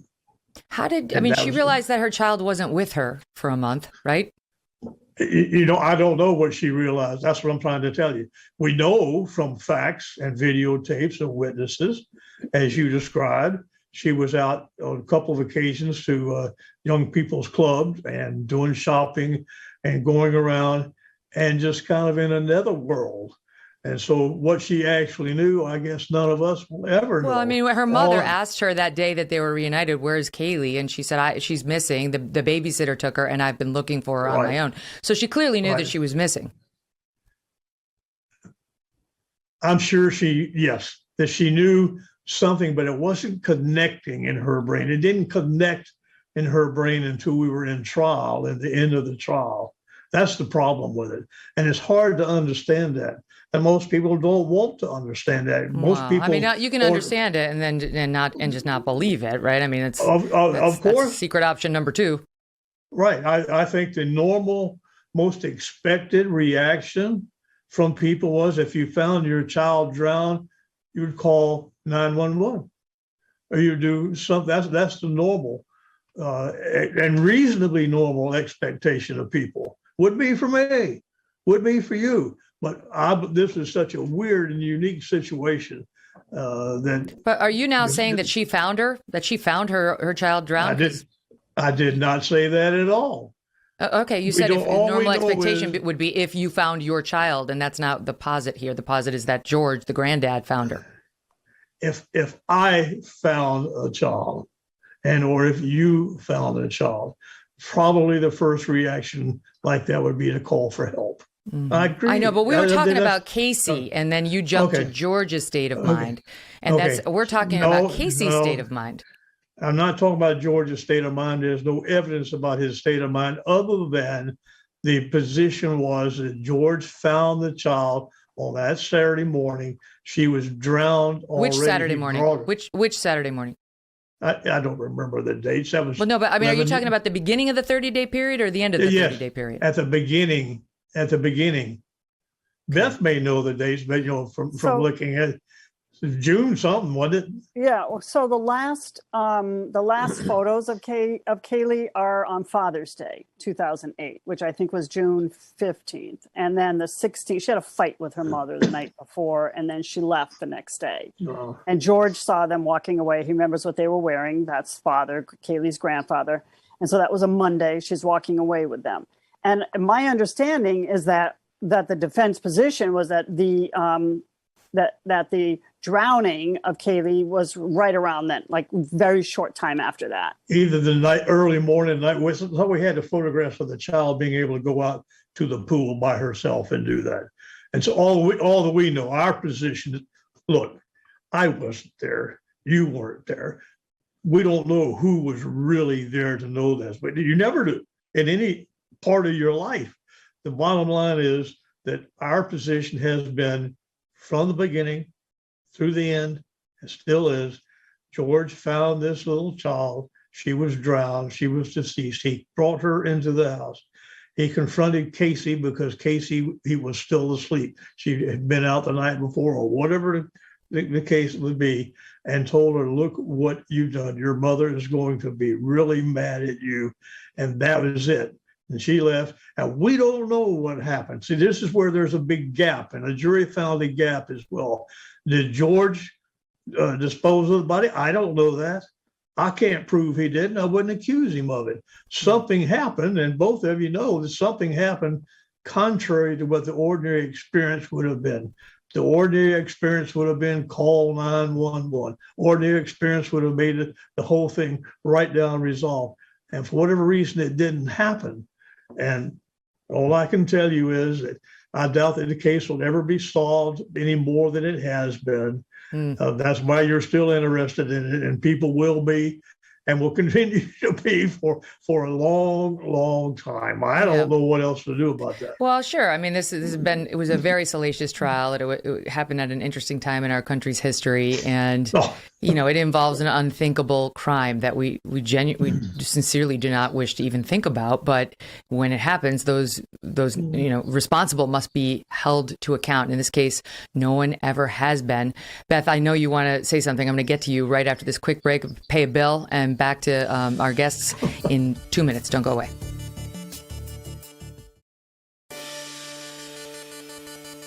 Beth, you were itching to get in there at the end. Go for it. Yeah. Well, yeah, I was wanting to point out, I just looked at my notes, and June 16th, 2008 was a Monday. So Father's Day was the day before it. So it was that Monday was the last time George saw her. And it was the defense position that the drowning was that day. I believe it later that day. Yep. The other thing, I just wanted to look at the big picture here, because I know we're going to go through the timeline, Megyn, but Casey does get charged with murder in October, and Kaylee hasn't been found yet. And then she's found in December. Her remains are found, and within a few months, the prosecution decides to up the ante and charge her with capital murder, right? Seeking death. So for the next 3 years, there are all kinds of pretrial hearings and lots of motions are being filed. And all the while, Casey is sitting in a jail cell. So for 3 years till her trial in 2008 to 2011, she's locked up. And I don't understand, if this was an accidental drowning, maybe there's some sort of negligent theory of some kind of crime that Casey could be charged with, but nothing like capital murder. If the facts are what you say, Cheney, I don't understand why you wouldn't go to the prosecutors and say, look, this is an accident. We have proof this is an accident. Why let her sit in jail for 3 years? Or am I being naive? I've never been a defense attorney, but it just seems like, prosecutors are not unreasonable, at least in my experience. We do justice. We do not just seek convictions. We want to do the right thing. You shouldn't overcharge you should never overcharge. I should put it that way. Well, I know you don't believe that all prosecutors are the same way, because we know better than that. The bottom line in this situation is that this case was going for a long time before I was brought into it.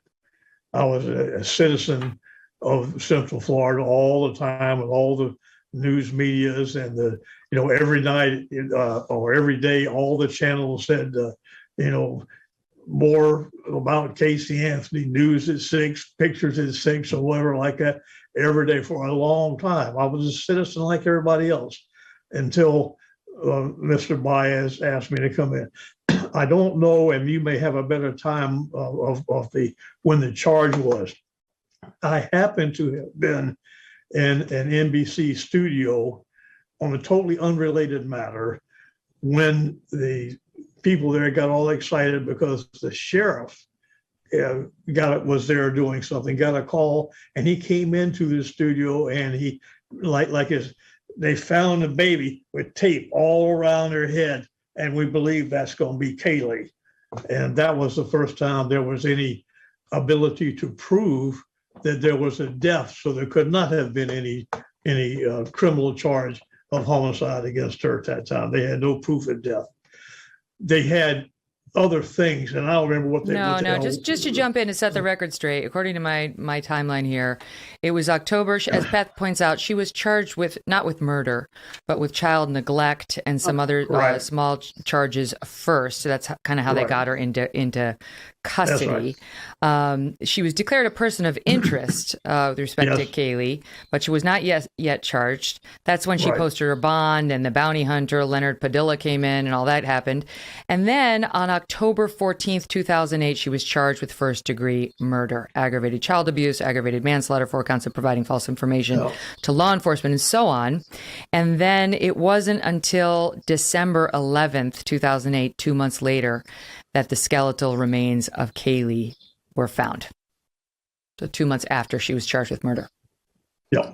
And then they seek death after that, because that was the changed circumstance. We now have a body. We believe tape was around her mouth and nose, and that was the changed circumstance. That would justify. Yes, and we'll get to how the condition in which they found the remains, which was the part of the prosecution's case. But let's just go back to the 30-day period that she was not with Kaylee and not with her parents and lying to her parents, and out and about, as we all would wind up seeing. I mean, I remember seeing it on Greta Van Susteren show every night, the pictures of that would be unearthed from her social media, her dancing, her looking like I have a great time. She's got that big smile on.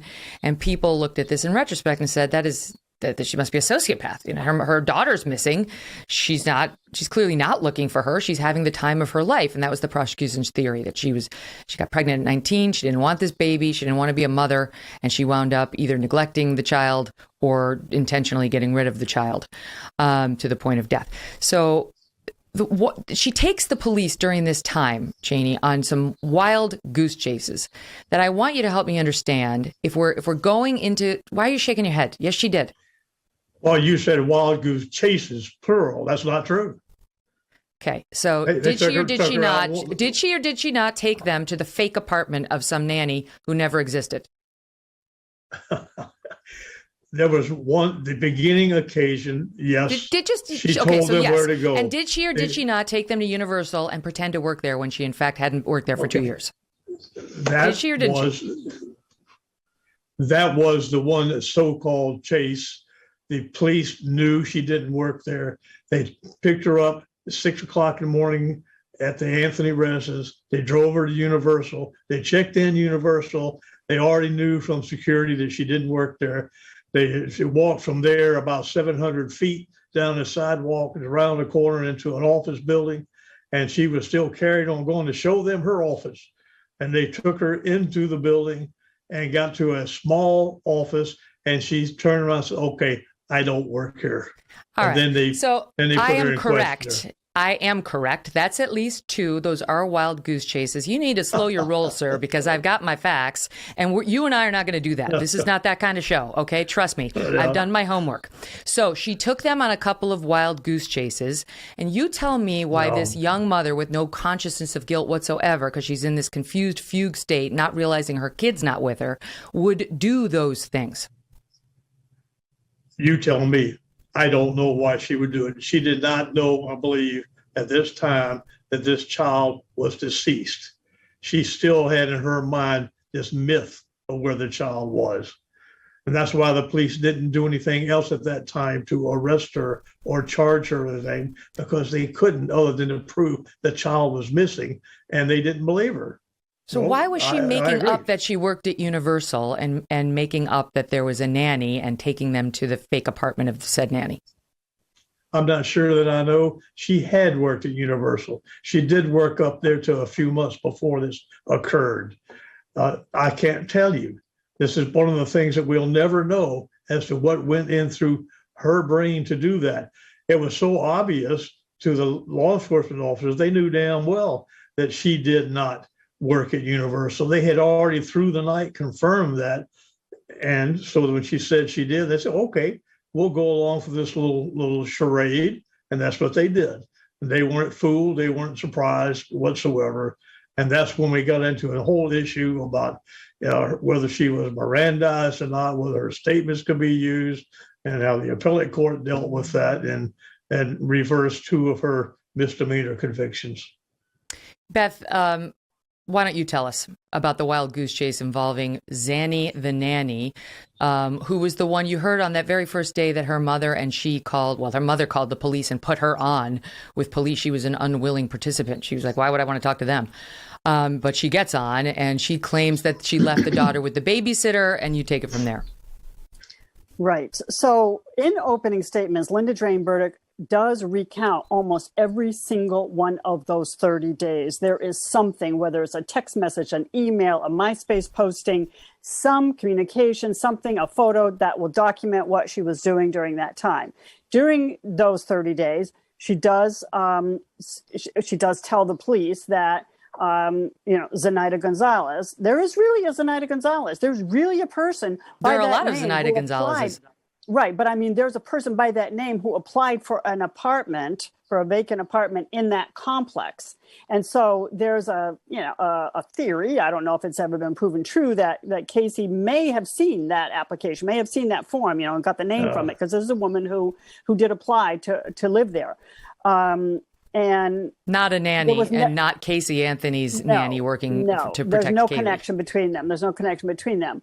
But Casey was telling her parents that she was going to work. They did believe that there was a nanny, Zanny the nanny. They did believe that. So it's very curious, where was this little girl? Was she accompanying Casey, and where was Casey going? She wasn't. You mean working prior to the 30-day period? That's prior, but even during the 30-day period. Now, during the 30-day period, Casey is saying a couple of things, right? She's up in Jacksonville, or she's in Tampa, and then her car broke down, and she was in a car wreck, or maybe there was a hospital at some point. I can't remember exactly. I don't remember that. Everything she relates, but Cindy, Casey's mother, is really getting frustrated because she wants to see her granddaughter. She needs to see proof. The two of them had fought, as I said, the day before, on Father's Day that night. They had fought, and there was some talk about Cindy saying, if you don't get in better shape as take care of this child, I'm going to file to adopt her. Let me say though that at trial there was. The only evidence about Casey as a mother was good evidence. She was a very doting, good mother. However, Cindy may have begged to differ, only because I think that Kaylee was left with her grandmother a lot, that Casey was gone, especially closer in time to when the child disappeared, because Casey had a new boyfriend and it was sort of a new life, and he was working at a club, and it was kind of a new life, and she wanted her freedom. That was part of the prosecution. Well, and didn't he testify that he said he had no interest in becoming a father? Yeah, correct. Right. Also, right. Now, around July 5th or so, she got a Bella Vita tattoo, beautiful life tattoo, which also is something that the prosecution pointed out, their theory being, look, maybe, she knows her daughter's dead, and she's celebrating her daughter's life through this tattoo. She's in a hot body contest. I seem to recall around June 20th, something, the hot body contest. She's wearing that short blue dress. So, these are the things she's doing that she says. But if I can just jump back. I'm actually looking for my daughter. Let's just jump back to Zanny the nanny, because what she did, she told the police, I left her with this Zanny the nanny, and then I went to pick her up, and she was gone. And I've been looking for her. And so the cop said, do you know where Zanny the nanny lives? And she says, yes. And they said, okay, would you take us there? And she took them to an apartment. They went to an apartment, and it was empty. And it hadn't been leased for months. There wasn't a stitch of furniture in there. So there had been no Zanny the nanny living there in that apartment, and nobody had been living there for months. So, this is none of this is consistent with a woman who in fact had the experience she was claiming to them. Then she told them that she'd been working at Universal, as I mentioned, and they said, okay, let's go. I think she said she needed her keys or something from Universal. So they said, okay, let's go to Universal and we'll get them. Okay, fine. But she didn't work at Universal. So she managed to talk her way through the front security guards with the police with her. They get through, they get in. She gives them all sorts of names. I worked with this guy. I worked with that guy. These are made up names. They would later find out she was making up names. And then she got past a couple more people and said, oh, yeah, where's my office? She gets turned around. And then, as Cheney points out, she was at one point where she got lost. She went down a corridor. There was no way out. She turned around and she gave it up and said, I don't work here. And yes, they knew. But the point is lies, lies, lies, lies, lies at every turn. And this is one of the many reasons. It's not just I smelled a dead body. It's her behavior, her deceit, her throwing the police into the wrong direction time after time, her total seeming lack of empathy or concern for her child, who you're telling me she may or may not have known was dead or alive at that point, right? So all of this goes into our perception on the outside, Cheney, of Casey Anthony, and is, I don't see where we're going wrong. I'm open-minded. I'm wanting you to walk me through it because much as I think she did it, I'm open-minded to a different story. I'm not saying that your perception is wrong because I saw it nationwide, if not worldwide. People believe the same sort of things about her. There's no question about that. There's no question that she did not tell them the truth about a lot of things. The question is why and how conscious was she of that? You said something I want to correct about going into Universal. The Universal people had already been informed by the sheriffs. They knew what they were doing. They were waiting for them to come out there and do that. What you raised earlier is another coincidence I've never understood. Zenaida Gonzalez, where do you get a name like that? And have a coincidence that there was a person by that name that had applied for an apartment at this place. Of all that never made any sense to me at all. Well, there's a whole lot of things that make sense to me. All these things that matter. Well, why are you even raising that? Are you suggesting still to this day that there was a Zenaida Gonzalez who had babysat Kaylee, and then what? Then Kaylee went home and drowned in the pool after that? Like, why are you even mentioning that? How's that relevant? I'm not saying it for that reason. I just thought that when you raised the issue about the Zenaida Gonzalez, if nothing else, it's a hell of a coincidence. There is no evidence that she ever had that baby. It actually turns out to be a very common name. No, my point is, we know that's a lie. You don't have to debate me on whether that's a lie. We know that's a lie. Even according to your side, that's a lie. The child was killed, according to you, in the swimming pool. She drowned, and George found her. Okay. I said in the intro, died by homicide because that is what the medical examiner said. But according to you, she died in the swimming pool. So, there was no Zanny the nanny who ran off with little Kaylee, right? Mm-hmm. Yes, but it's not proper for you to keep saying she was killed. She died. She died by homicide, is what the ME said. Homicide by indeterminate means. What? By indeterminate means, correct. But what I said, once again, Cheney, was 100% correct. She died by homicide. Check the report. Much more with Cheney and Beth Karras coming up. We're going to get to the trial, this infamous trial that would rock the nation for a long time. This is one of those things where people could tell you the names of the attorneys. We're dying for information about the jury and so on and so forth. We'll pick it up there in a minute. And remember, you can find the Megyn Kelly Show live on SiriusXM Triumph Channel 111 every weekday at noon East, and the full video show and clips by subscribing to our YouTube channel, youtube.com/Megyn Kelly. If you prefer an audio podcast, subscribe and download on Apple, Spotify, Pandora, Stitcher, or wherever you get your podcasts for free.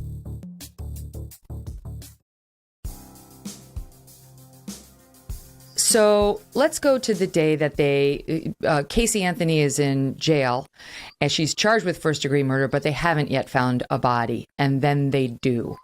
Beth, can you take us to, because, weirdly, the man who found the body, who was a meter reader, would wind up becoming a central figure for a time in this case. There were all these reports about him, and it was like, I remember asking myself, why is he anything other than the man who found the body? Like, how did he become more interesting than that? So can you explain that? Explain how he found little Kaylee's remains? Yes, indeed. I'm pulling a lot of this from memory, so you might have to fill in a couple of facts here. But his name is Roy Kronk. Now, that day was December 11th, 2008. There was a hearing in the Casey Anthony case that day. In fact, I seem to recall that was the day that Jose Baez waived speedy trial. And not unusual, for the defense to do that. I mean, in my experience, but we were all in Orlando, like the media was at the courthouse because it was yet another hearing. I remember being at a little cafe next to the courthouse where all our satellite trucks were, and there was a TV monitor on the wall, and all of a sudden, like a breaking news story comes on. A body found, and we all turn around. We're staring at it.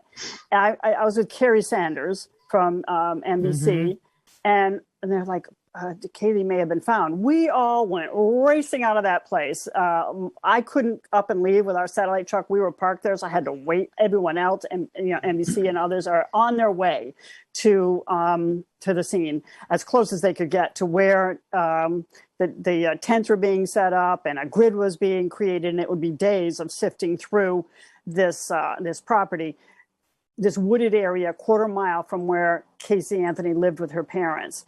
And that's where the remains were found. Now, the man who called it in, this meter reader you're talking about, Roy Kronk, claims that he had actually found the body in August, or a skull or something, in August. And he called it in a couple of times in August, and he wasn't being taken seriously. Like, a deputy showed up and did a cursory search. This is like a really dense wooded area, which, by the way, there had been a storm that summer of 2008, and that area had been flooded at one point, but it was no longer flooded by December. And Roy Kronk, goes back there. He says to relieve himself, because there was an elementary school just down the street, across the street, but down from where the body was found. And so he now has reported again having found a skull, and it's now taken more seriously. I'm not quite sure why there wasn't a more thorough search before. It might have been because it was flooded. Maybe the deputy was afraid of the snakes or whatever. But she should have been found a lot earlier than December 11th. So Roy Kronk, it's suspicious. I mean, he does call it in months earlier and finally calls it in again on December 11th. So that's a little weird. But there is evidence the body wasn't actually moved. There were scattered remains. I mean, she's skeletonized and they're just she's in pieces, regrettably. But she had been the DNA, in a couple bags. The loss of evidence, like the DNA and so on over that time, it would have been much more useful to have it in hand earlier. Versus and her remains were spread because of animal activity, but there was a laundry bag, a cloth laundry bag with her that matched one, because it had been a set of two that matched another one in the Anthony home. So it came from the home, and I don't think anyone's really disputing that. In fact, the defense facts that their version that they put forth from openings on was that yes, she died at home. It was an accidental drowning, and her body was disposed of. So not really refuting that the bag, belonged to the home, but that was pretty clear. So, I mean, but there was something else much more important that they found on the body than the bag, which was the duct tape. Get to that. The tape, yeah. So when Chaney described how the somebody from the sheriff's department came to the local TV station and said it was wrapped around the head. I mean, it really wasn't like wrapped around the head like that. Right. I only saw photos. I didn't see the actual skull, but I only saw photos. But her hair was in the back. She had long hair. Her hair was in the back of the skull, and there was the lower jaw should have been separated from the rest of the skull, right? Because everything is decomposed, but it wasn't. And the tape was kind of holding it together. It seemed like the tape and the hair was all stuck together there. So it was in the front, but there's a lot of slippage. But why is there tape there? That was what really got the prosecution was like, yeah, there's no reason to put tape on a skull unless you're. And wasn't there a heart sticker? No. Yeah, I mean, well, there was a criminalist who was looking at the tape and saw the shape, but this heart shape, but then it went away, right? It was seen but not captured in a photo or anything. So it was just a testimony, is my recollection. And I think that it was never I don't know if it was proven. I don't know, somehow it was disposed of, disintegrated or something. I can tell you about that. The heart-shaped sticker was found on a piece of trash about 40 feet from the remains and more closely across the street from the elementary school. It was never connected to this forensic scene, but other than it was found and talked about. And Beth is right about the slippage. The duct tape was not all around the head. The duct tape had been on the top of the bag, and when the decomposition happened and the skin and the material and the hair, there was a part of the hair that had duct tape on it, but there wasn't any actually on the skull. And Dr. Werner Spitz testified about all of that and about the body. One thing that you said was important. I think both of you are pointing out was, why was Mr. Kronk not taken seriously about finding the body? He did. I think, Beth, it was 3 times, if I remember correctly, that he called and reported and said, hey, I'm out here. I found this, looks like a skull to me. And they just ignored him. And it was like the second or third time they finally sent a deputy. I don't remember his name, and I don't think it's in my book, but a deputy came out to meet him. Beth, you'll remember this. The deputy slipped on the wet grass and he fell down and he soiled his uniform. And he was mad about that. And that was the end of that investigation. That exact spot, just so you'll know, was 17 feet and 9 inches from the curve of Suburban Drive. And that's a very short distance to not been found. It had been searched by horseback people, as we call the Kissimmee boys on 4-wheel drives. Numerous volunteer walkers and searchers had covered that area and every square inch of it for a long time. But I see the point you're making, Cheney, which is like, why wasn't it found if it had been there the whole time? But what the reports were that they had that they had massive flooding during that period that we're talking about, that 4 months, and that there was as much as 4 feet of water in which the body may have been immersed for a lengthy period of that time. Well, that thus undiscoverable. That was suggested, but that wasn't the testimony. The hydrology expert that the state had from the University of Florida came and had tested all around all of that geographical area and did not find that. We don't know. And I'm only 78 years old, and I still don't know, and I'm not going to know how that body was there, if it was there all that time. There's a certain reason to believe that the body had been moved and brought back there. Can you ever prove that? No, because in order to be able to prove that, you'd have to have evidence of who did it and how they did it. Can't do it. All I can say is it's unreasonable to expect that the body was 17 feet and 9 inches from the curve of the road, which was a half a mile from the Anthony house that was searched by hundreds and hundreds and hundreds of people during that whole circus event and didn't find her. My recollection was that there was actually like plant material growing up through the skull, which indicates it was there the entire time, but it had not been moved. I don't remember that is the case. I remember Dr. Spitz talking about how there was, at the base of the skull inside, there was some dirt. There may have been some, I don't think there's anything growing through the skull, but I could be wrong about that. But there was some growth around it. So. Okay. Let me just back up and say this on behalf of the Sheriff's Department. They have basically suggested they were overwhelmed with tips from, this case was getting national attention. They had tons of people calling. They had kooks calling. They had legitimate people calling. And this guy says, hey, I work for the city. I'm a meter reader. You should be listening to me when I call in.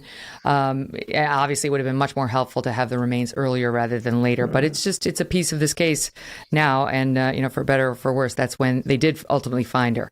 So they go to trial. And can we just spend a minute talking about Jose Baez? Because I had not seen him on the national stage. I was pretty young in my reporting and legal, older my legal tenure, but young in my journalistic tenure.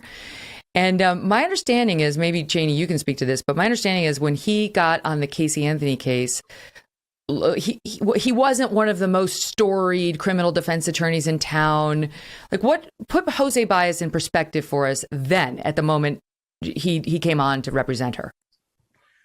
Jose was a young lawyer. I think he had only been a lawyer about 5 years. It may have been, I think that's accurate. He had worked at a public defender's office in South Florida. He was up here and he was working. He was taking cases and going to court. That's all like young lawyers do routinely. I had never heard of him, never met him, never knew anything about him until he started calling me for suggestions and strategies and questions and so forth. And that evolved into finally asking me to get in the case. And I've made mistakes before in my life, but I agreed to do this, and I thought it was a good one. When I met this young lady, I didn't believe she was guilty. I've seen her several times since then. You did or did not believe? Did not. And I know her well enough to some extent like that. She came to my wife's funeral a few months ago, and I spent some time talking with her. My attitude has not changed about her. My explanations are never going to satisfy you and millions of other people. And I got it. I can live with that. Listen, I have my beliefs, having covered it and having, had some experience as a journalist and a lawyer, but I'm giving you an open mind to convince me. That's why we're doing these stories. So you have somebody who's probably more open-minded than most of the people you're going to get in the journalist chair. And I appreciate you doing this. We're going to pick it up on the opposite side of this break. Much, much more with Cheney Mason and Beth Karras. Don't go away.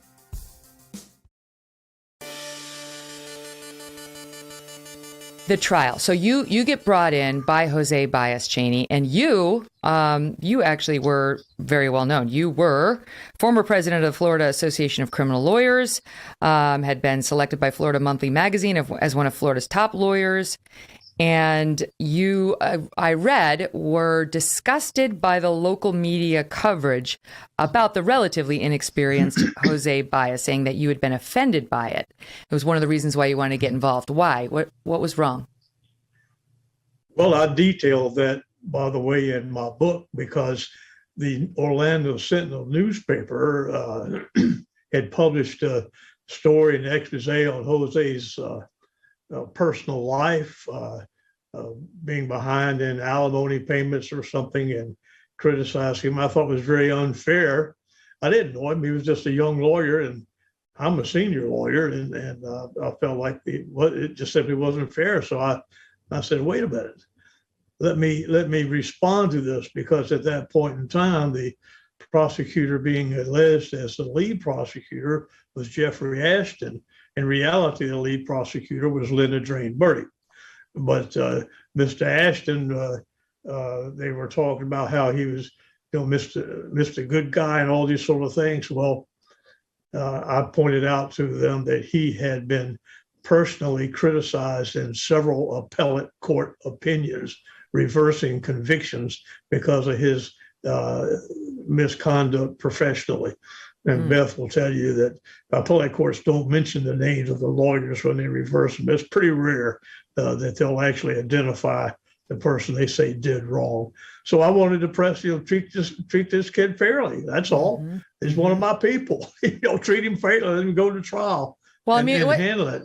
What's so extraordinary about it is he wasn't that well known. It wasn't like, Robert Shapiro or, whatever, Alan Dershowitz. It was like, who's this Jose Baez representing this defendant on the biggest case in the country at the time? And as we now now know, that he managed to secure an acquittal, which left the nation slack-jawed. I mean, speaking of Robert Shapiro, that was the other case that was probably of equal notoriety, like where somebody got found not guilty and the country just couldn't get over it, couldn't accept it, couldn't believe it. Beth, I'll give you this one because I want to get Cheney to sort of put some meat on the bones. But take us to the moment of Jose's opening statement, because that was the moment. I mean, that was the moment I would say the case was won for him, lost for the prosecution. They never seemed to recover their footing. Right. It's my understanding the prosecution got word about maybe 6 weeks before the opening statement about what their position was going to be, maybe not quite that much time, but that it was going to be an accidental drowning. Jose Baez, the whole defense team, played their cards very close to their vest. So people did not know where they were going. This was a case where there weren't many surprises because the law is so liberal and open about documents being made available to the public, right? It's the Sunshine State. So we knew, the media, we all had like 25,000 pages of discovery. There weren't going to be any surprises from the prosecution's team because we knew what the investigation was. So the surprise came from the defense when Jose said she wasn't murdered, that she drowned, that it was an accident, and George found her. And and people were like, what? Like, where is this coming from? And that's when I was like, there's no way he's going with this. Like, because she's been sitting in jail for 3 years. There's no way he would have, he's going to go with an accident defense. But, what do I know? And I have to say, Jose could not have tried this case alone because I don't think the law allows it in any state. In a capital case, you have to have two lawyers, but also he wasn't credentialed enough, right? 5 years, 5 years as a lawyer. You have to practice longer in some states to handle a capital case, but you can tack onto your team some more experienced people, which is why Cheney was critical. I credit Cheney with the acquittal in his summation, but I'm getting ahead of myself. But when Jose said in the opening that it was an accidental drowning, and then he started talking about Casey being sexually abused by her father. Now wait, because the audience at home is like, wait, what? Right? Like they took what? Right? It was a huge turn. Our audience at home just had the same turn we all had at the time, which is wait, what?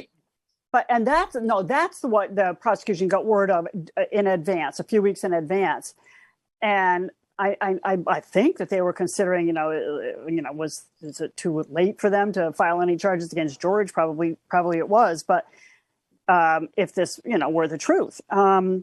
But yeah, so we hear that George has been sexually abusing Casey since she was a little girl, and that, he said this in opening. He said she would be a little girl and she would have his penis in her mouth, and then she'd get on the school bus. Mm. And that she learned how to live a life of lies. She learned how to be a really good liar because of that. Okay, so he's opened this whole can of worms. And I remember speaking to him when he was speaking to me that night saying, wow, you're putting Casey on the stand. Because how are you going to get this stuff in? Because, George was the first witness right after openings and he denied it. And he's like, well, no, not necessarily. I'll put it on to the psychiatrist. I said, yeah, no, you won't. You got to put Casey on. So anyway, I never reported any of that. But that was a discussion I had with him because based on his opening statement, I was sure that Casey was going to testify. We've seen defense attorneys say certain things in openings and then not follow through because they have a right to do, not to call their client. And you can't comment on it, as a prosecutor at the end because a defendant has a right to remain silent. And that's what happened here. He made us think that Casey was going to testify, and then maybe Cheney talked him out of it or something, but she didn't testify in the end. And that proof of sexual abuse was never put before the jury, sexual abuse by George. He denied it on the stand, and the judge said, you cannot sum up on that because you didn't put on proof of it, even though you rang the bell and opening statements. And as they say, you can't really unring the bell. And that taint was there on the prosecution case on George Anthony throughout the trial. I suspect jurors didn't like him because they had just heard Jose's opening and then George gets on the stand. And did the prosecution move for a mistrial after that? I realize normally it's the defense that does that, but the prosecution can do it. Did they? I don't recall that. No. Okay. And at that point, they're still thinking maybe you're going to put Casey on the stand and she's going to bring it together. I don't know. And they're still thinking they're going to win. They're thinking like most of us are thinking it's a slam dunk case and they're going to win. They don't want a mistrial. They're fine with this one. Wins something.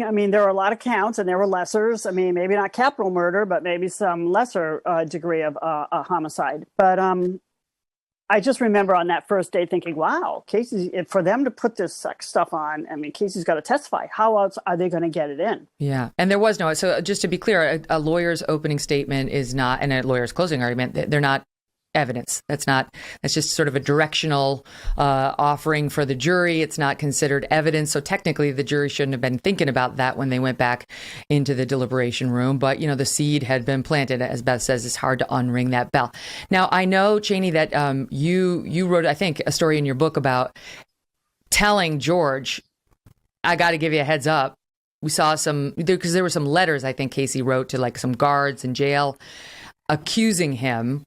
And he later said, George gave an interview saying, he claimed it was Jose Baez who said, I'm going to throw you under the bus. So did you guys, what's your recollection of what you said to George about it's coming? I told George in my office with the permission of his lawyer. And in a few minutes later, also Cindy gave them notice that what was going to happen, that George is going to be accused of sexually molesting his daughter. I wanted to see his reaction.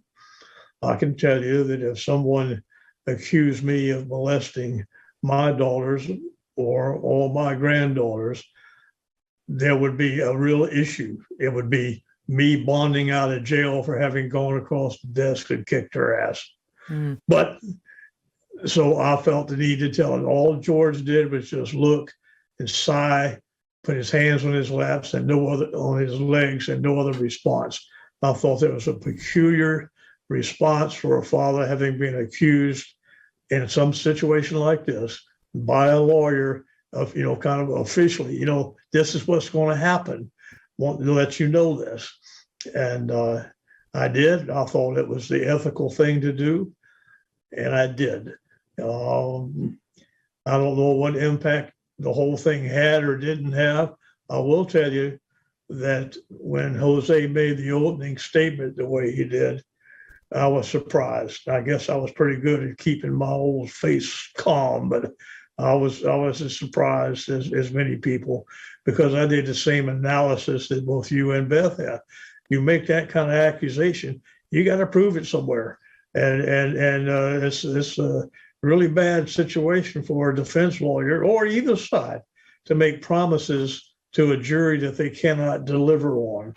Jurors remember it, and while you can say that opening statements and closing statements are not evidence, that's all book BS, because the jurors listen to it and they do a lot of things they're not supposed to do, and they do it on every trial. Hello.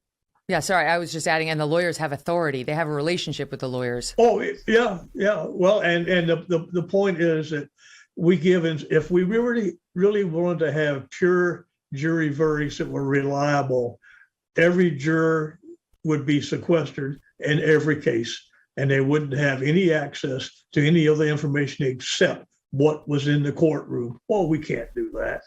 I mean, I've tried a whole bunch of cases, but probably no more than a half a dozen out of 350 plus that were sequestered. So, but and you'd have to sequester them right from the moment of the crime all the way through to the beginning of the trial, because that's when they take in all the spin.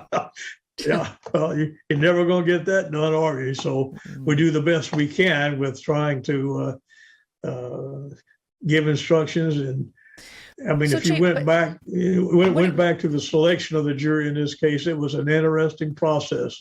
600 people we interviewed, and there was a lot of bias and prejudice and all kind of stuff that we had to weed out to get a jury at all. So yeah, I don't know if there's a perfect system. I don't know how to do it. So let me ask you this, because I've talked to a lot of the lawyers in OJ and other cases, but the OJ case, I watched a lot of it was going down while I was in law school.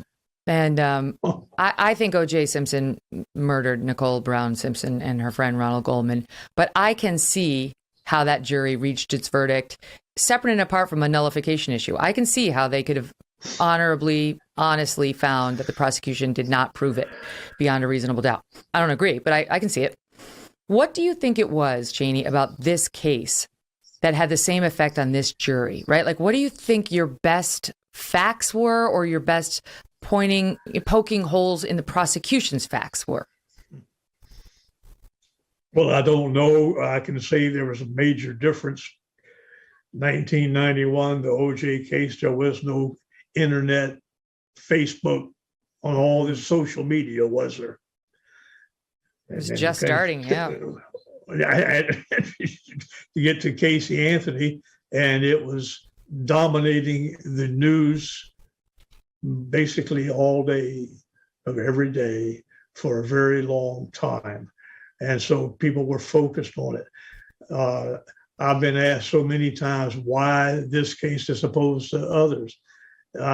This was because there was a young, cute mother with an absolutely adorable little baby victim, and they were white, and all the improper things to say or not do, I'm telling you that I know from my 51 years of trying cases that had major impact on this case. If it probably had been a young African-American mother and child, it may have been in the newspaper, and it may not have been. It never in hell would have been what this case is. I also think class matters. I think that if it's a family of means or a family that, you know, you can see sort of has its act together overall, people are more interested. If you see, you know, like a family that's got a lot of criminals in it, white or black or any other race, it's like, oh, it's unfortunate, but okay, I think we all know what happened here. This one seemed to be a nice family. You know, the dad was a former sheriff's deputy, the granddad, I guess. Yeah, they seemed to be a loving set of parents to Casey. She looked like an all-American girl in terms of like smiley and bubbly and, you know, hadn't been a career criminal anyway. So it was like, okay, there's a real mystery here because the daughter's missing, right? It was like we all need to pull together to find the daughter. So it had a lot of elements that would attract news coverage. You know, and I understand the whole missing white woman syndrome arguments, and they're not totally wrong, but I do think class plays a lot into it as well. And these people, they weren't lower socioeconomic class; they were sort of middle class, and not at all the kind of family that you normally see enveloped in this sort of a deep crime. I want to talk to you about that moment, right? Because we all watched it. It was like the O.J. Simpson, you know, we the people find that case of Orenthal J. Simpson. She stumbled on it. I can remember where I was. This one, I actually was in the newsroom, but the moment this happened, and they read it, I'll just take the top of this is soundbite number 4. It's kind of long. I'll cut it off after the first one. But let's take a look back at that moment. As to the charge of first-degree murder, verdict as to count 1, we, the jury, find the defendant not guilty, so say we all, dated at Orlando, Orange County, Florida, on this 5th day of July, 2011, signed foreperson. As to the charge of aggravated child abuse, then they go on, and you can see the relief, you know, flood over her face, obviously, as anybody would be. What was going through your mind at that moment, Cheney? Were you shocked? No, I really wasn't, and because I have some secrets about looking at jurors when they come in the courtroom. And I've been there so many hundreds of times that there are certain things they do or don't do that are pretty revealing to some old coots like me. What'd they do? Well, they look at the defendant. They won't look at the defendant if they're guilty. 1 or 2 of them might, but when they come in and do that, you can say, I certainly wasn't confident about it. Before the jury verdict was read, remember, it's handed to the clerk who hands it to the judge, and the judge read it, and I'm reading his face, and it was very clear that he wasn't real happy about this verdict. He spoke out about it later. He was on Dr. Oz saying he definitely thinks she's guilty.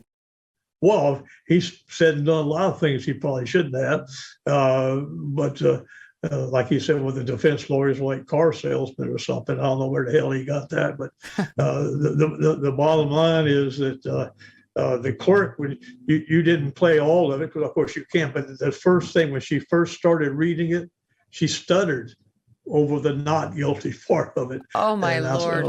Yeah. And briefly, but you know, you're so tense there. I mean, look, I'm not sure of the statistics. My wife had kept a calendar on stuff, and I remember her best estimate was I have tried something in excess of 350 criminal jury trials in state and federal court. That's a lot. Yeah. And fortunately, I've done pretty well. The bottom line was that I was not shocked at the verdict, but I sure wasn't cocky about expecting it to be that way. When they first I kept thinking, well, maybe one of the others, and then you know, 3, boom, and then of course the 4 counts of lying to the police. You know, who cares? I mean, at that point, that's 4 misdemeanors, and she'd already served 3 years in jail. Yeah, so that was done. And the jury came to its verdict quickly. For them, it was an easy decision, though they are now speaking out. That's where I want to pick it up after this break. what the jurors are saying, it's fascinating to me. And also what she is up to now. I'll leave you with this thought. It's very bad to stumble on the word not when reading a not guilty verdict, indeed.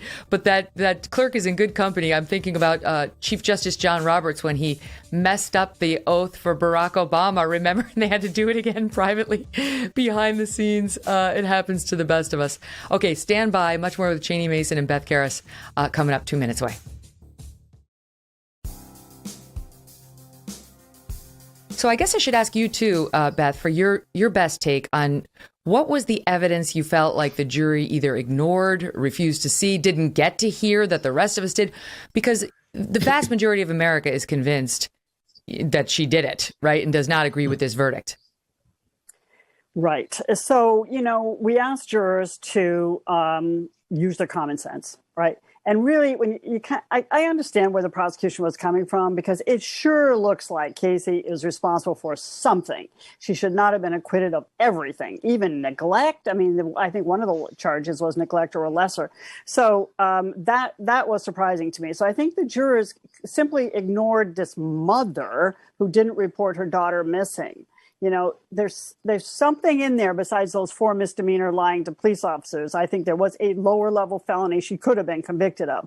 But what was insurmountable for the prosecution was this allegation of sex abuse by George, which was never proven, and the jurors were told not to consider it, but that was there. That was the elephant in the room. But also, Cheney's summation to the jury was very effective, because he wasn't talking about the defense proof. He was talking about the prosecution's proof, because that's what mattered. Did they prove every element of every crime beyond a reasonable doubt? And he kept hammering to the jury that the prosecution did not give the jury evidence of how Kaylee died, where she died, when she died, who was with her when she died, but really it was how she died and when she died and where she died. And he just kept hammering that. And that had to have been effective with the jurors. I never spoke with the jurors. But the other thing I wanted to say, 2 more things, is that a finding of not guilty is not a finding of innocence. It just simply means the prosecution did not have proof beyond a reasonable doubt. Secondly, I was sitting in the balcony of the courtroom. There was a balcony in that courtroom. It was a courtroom at the top of the courthouse, I think, that's sort of designed for media coverage and high-tech stuff for the, to present to the jury with evidence. And so we were relegated to the upstairs, a small balcony. So I'm there sort of craning my neck, watching the jury on the left and Casey and the defense team on the right, the judge straight in front of me, but from above, bird's eye view.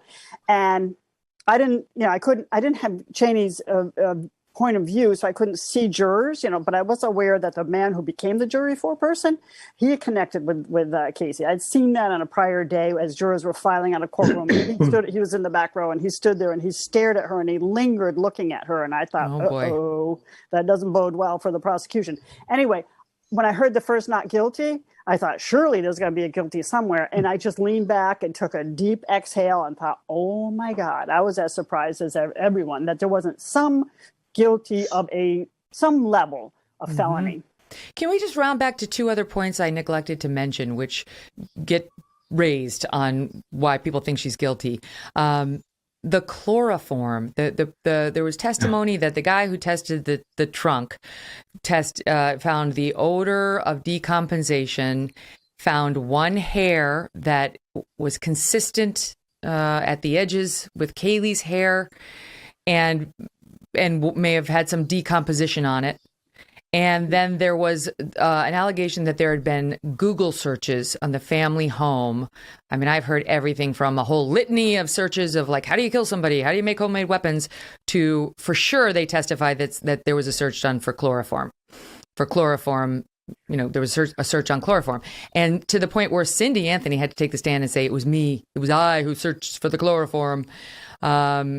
And I don't know if the jury bought that or not. But can you just speak to the evidence of like the forensics? I'll give it to you, Beth, and then I'll let you respond, Cheney, which I can see you want to. So this was a faux pas, I think, on the part of the prosecution. Not that they introduced this, that they didn't do enough, because only after the trial, I think it was in Jose's book, but I heard Jose talking about it. He knew, the defense team knew that there were a lot more searches for chloroform than what the prosecution knew, because the prosecution only checked one search engine. It didn't check Firefox, only checked Mozilla or vice versa. And Jose, and I assume you too, Cheney, knew that there were a lot of searches for chloroform, but it didn't come in because they didn't, the sheriff's department did not search all of the search engines on Casey's computer. And when Cindy got on the stand and said, I was searching because, I don't know, one of my something chloroform, it just sort of defaulted to the wrong word. I recall her saying it didn't make sense because she was punched in at work at the time. She said at the time of the search, she was actually at work. So, that didn't fly, with some people. But then they found some, didn't they, Beth? They found some chloroform in the back of the trunk. No. I don't remember. I Okay. don't recall that. No. Okay, I thought that there was some evidence. I'll look it up. There's something to that effect in the record. I'll pull it up for you. No. Go ahead, Cheney. What handle the chloroform and the searches? As far as the searches are concerned, you're talking about computer stuff, and I'm not the best guy to do that. I like my generation dealing without them. The bottom line is, as in my book, I have made it very clear that the man who was in charge of all that corrected the error that the state had made and said there was only one search, one, for chloroform. Secondly, the odor of the trunk or whatever it was from that, not only did I go and sit in the trunk and smell it and do as rest of my experts did. I hired a forensic expert, college professor, PhD, who did studies of the air samples that had been taken. And what they found on the graphs of the analysis was not chloroform. It was surprisingly gasoline. There was no detection of chloroform. Now, there was this guy who studies roadkill. I know his name. I'm not going to repeat it. It's in the book. That had talked about how he had all these body farm issues, and we went up to go through all that in Knoxville, Tennessee, and what odors were, and they captured odors, and they tried to show us that there was a graph produced that showed spikes of chloroform or something, and that turned out not to be accurate. And there was never any chloroform found in any way, residual or otherwise, anything to do with this case, no matter how many labs and government officials tried to do so. And the reason they did. But can I just ask you if we're talking about the same thing? This is where I got it from. This is an ABC News report, June 22nd, 2011. A forensic chemist, I think this is your guy, whose name you were searching for, Michael Sigmund. Yes. Yeah. Yes. He testified in the Casey Anthony trial. He said today the car belonging to the mom accused of murdering 2-year-old Kaylee did not test positive for human decomposition. He is a chemist at the National Center for Forensic Science. He said that air samples from Casey Anthony's car trunk tested positive mainly for gasoline, chloroform, and 2 other chemicals were present. So there was chloroform, but the question is from what, and what does that tell us? Okay, so what it did tell us, there was such a minimum amount. They used another car that was bought at random from the prosecution. I can't remember where it was now. Same make, model of car, year, and everything. And they brought it in and they tested it. And they cut out carpet from the trunk, and they got the same readings from this random car as there were in Casey's car. So this is just a lot of people hauling bodies around in old Fords. It was not reliable. Did the owner of that car do searches for chloroform on the on the internet? No, the government did. Can I Go ahead, add Beth, about what Cheney said about the searches on the computer? He's right that a witness got on the stand to correct the record, and it was actually one search, but that was on one search engine. Yeah. There was another search engine that the prosecution didn't discover that Jose Baez talked about after the trial that had a lot more. How do we explain arguably that, incriminating Cheney? evidence. How do we explain the multiple searches for chloroform? Well, there weren't. That's why she's trying to tell you. Yes, there were. No, she's saying there were. Yes, she's on not my side. Another search engine on another search engine. Yeah, there were more searches. There might have been for more things too. Like yes, homemade weapons. Was that breaking a neck or homemade, breaking a neck. It's hold on, I wrote it down. Something like chloroform, how to make, breaking a neck, suffocation, undetectable, how to make homemade weapons. That's pretty good evidence for the prosecution. Purely speculative evidence with no forensic connection whatsoever. They had first claimed there were 84 searches for chloroform on this computer. I know you said that, but I think that was the number. And then the people that did that correctly said, no, there wasn't. There was only one. And when you put it up on the one search agent, but you can get multiple search engines on one computer. That's what that's trying to say. So on the one, they had overstated it on this one search engine, and they had to take it back down to just one on the one search engine. What she's saying is, according to Jose's book, and I've read this in news reports as well, there were multiple searches for chloroform on the other search engines on that computer. They were very interested in that house in chloroform and other ways of killing somebody. And they never found any chloroform anywhere. That's the important part. Except the trunk of the car. Just saying. I know your point about the other car, but this one has extra circumstances. All right, I get it. Listen, I get it. Let me talk to you about this juror. I found this fascinating. A male juror spoke with People magazine, I think it was. Yeah, People magazine right after the trial. And then, and the trial the verdict was in 2011. And then they just spoke with him again 10 years later in 2021. And just let me read part of it to you guys and to the audience, because I'm sure not everybody's seen this. A month after, he said to People, look, none of us liked Casey Anthony at all. She seems like a horrible person, he said, but the prosecutors did not give us enough evidence to convict. They gave us a lot of stuff that makes us think she probably did something wrong, but not beyond a reasonable doubt. 10 years later, writes People, the same juror has been rethinking the case. Quote, I think of the case at least once every single day. It was such a strange summer. I knew that there was public interest in the case, but it wasn't until after I was sequestered that I realized the whole world was watching. Then it says, the juror said he found the prosecutors to be arrogant. They did not like the prosecution. Man, it really is important what the lawyer's relationship is with the jury. While lead defense attorney Jose Baez was the one in the room who seemed like he cared. They said the other lawyer, Cheney, can be argumentative at times, but winds up being a charmer. No, that was me, Cheney.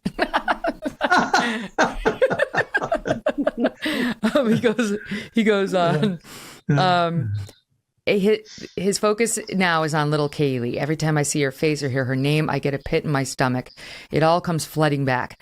I think about those pictures of the baby's remains they showed us. I remember Casey. I even remember the smell of the courtroom. And then says this, the enormity of the acquittal bothered them in the jury room. And then we sat there for a few minutes and we're like, holy crap, we're letting her go free. Everyone was just stunned at what we were about to do. One of the women jurors asked me, are you okay with this? And I said, hell no. But what else can we do? We promised to follow the law. Now this juror says he might have done things differently. This is your point, Beth. My decision haunts me to this day, he says. I think now if I were to do it over again, I'd push harder to convict her of one of the lesser charges like aggravated manslaughter. At least that, or child abuse. I didn't know what the hell I was doing, and I didn't stand up for what I believed in at the time. Whoa. What do you make of that, Cheney? I'm not surprised. People rethink, question themselves about things they do in their daily life all the time.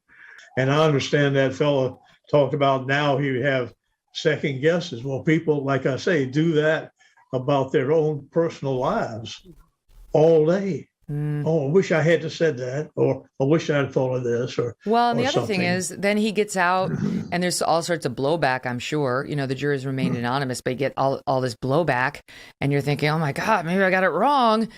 And we see more evidence and different evidence and experience these cases in a different way than the jury does, which is why we have to respect their decision. You can second guess it for yourself and say, well, I don't agree with it. That's fine. But you have to treat the jury with honor, because unlike the rest of us, they sat there and had the experience, the best we can offer as a justice system. I have yet to see one that does it better than we do.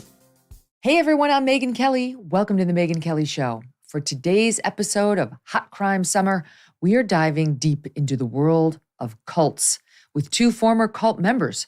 Later, we'll be joined by Dr. Stephen Hassan, one of America's leading cult experts. And as a former cult member himself, he'll tell you how he got recruited. He was a totally normal guy. He was an adult. He was like in his 20s when he got lured in. He now helps individuals and families who have been trapped in cults. But we begin with the story of Michelle Dowd. Michelle was born into the ultra-religious cult called The Field, run by her maternal grandfather. He convinced generations of followers that he would live 500 years and ascend to the heavens when doomsday came. Michelle spent 10 years of her childhood living on a mountain, suffering from all sorts of abuse and severe poverty. There, she was forced to learn skills necessary to survive. Michelle eventually gained the strength to flee the cult at 17 years old and is now a professor and author and totally candid about what life was like for her in that environment. She tells her story in her new book, Forager, Field Notes for Surviving a Family Cult.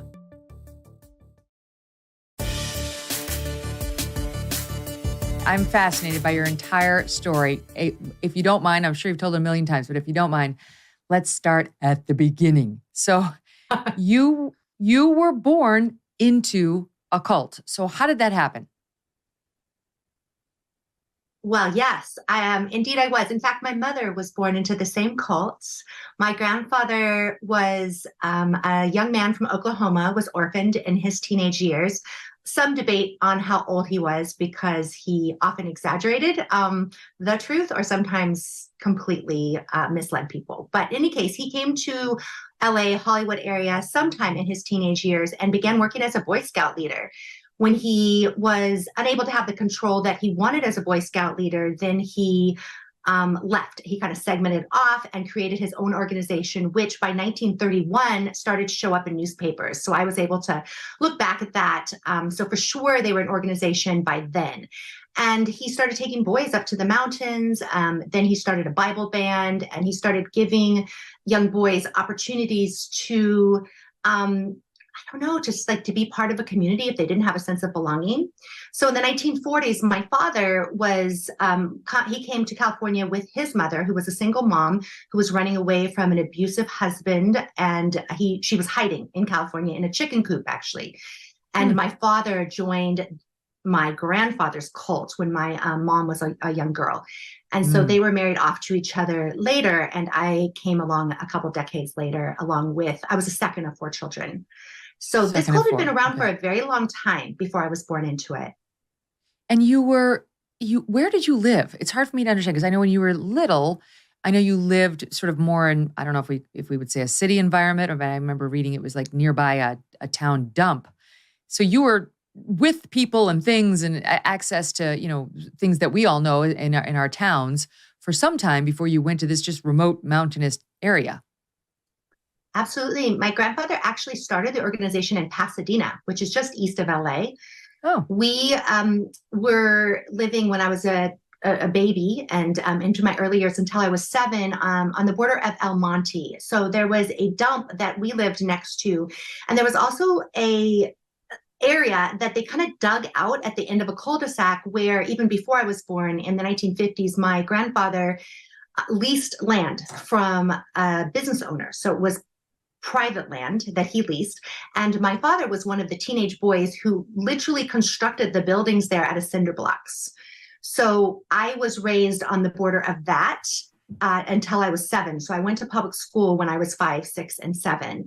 And then after a fire and some other occurrences, we had nowhere to go. And so my grandfather, who had leased a mountain property, I believe in 1947 from the government, then moved our nuclear family up onto the mountain. And I stayed there till I finally left. the cults, So- which so you'll have to read some the 10 book to find out. Yeah, no. Right. But that was about 10 years later? Mhm. Well, yeah, I stayed there for 10 years until I got out. It's crazy to me how you lived.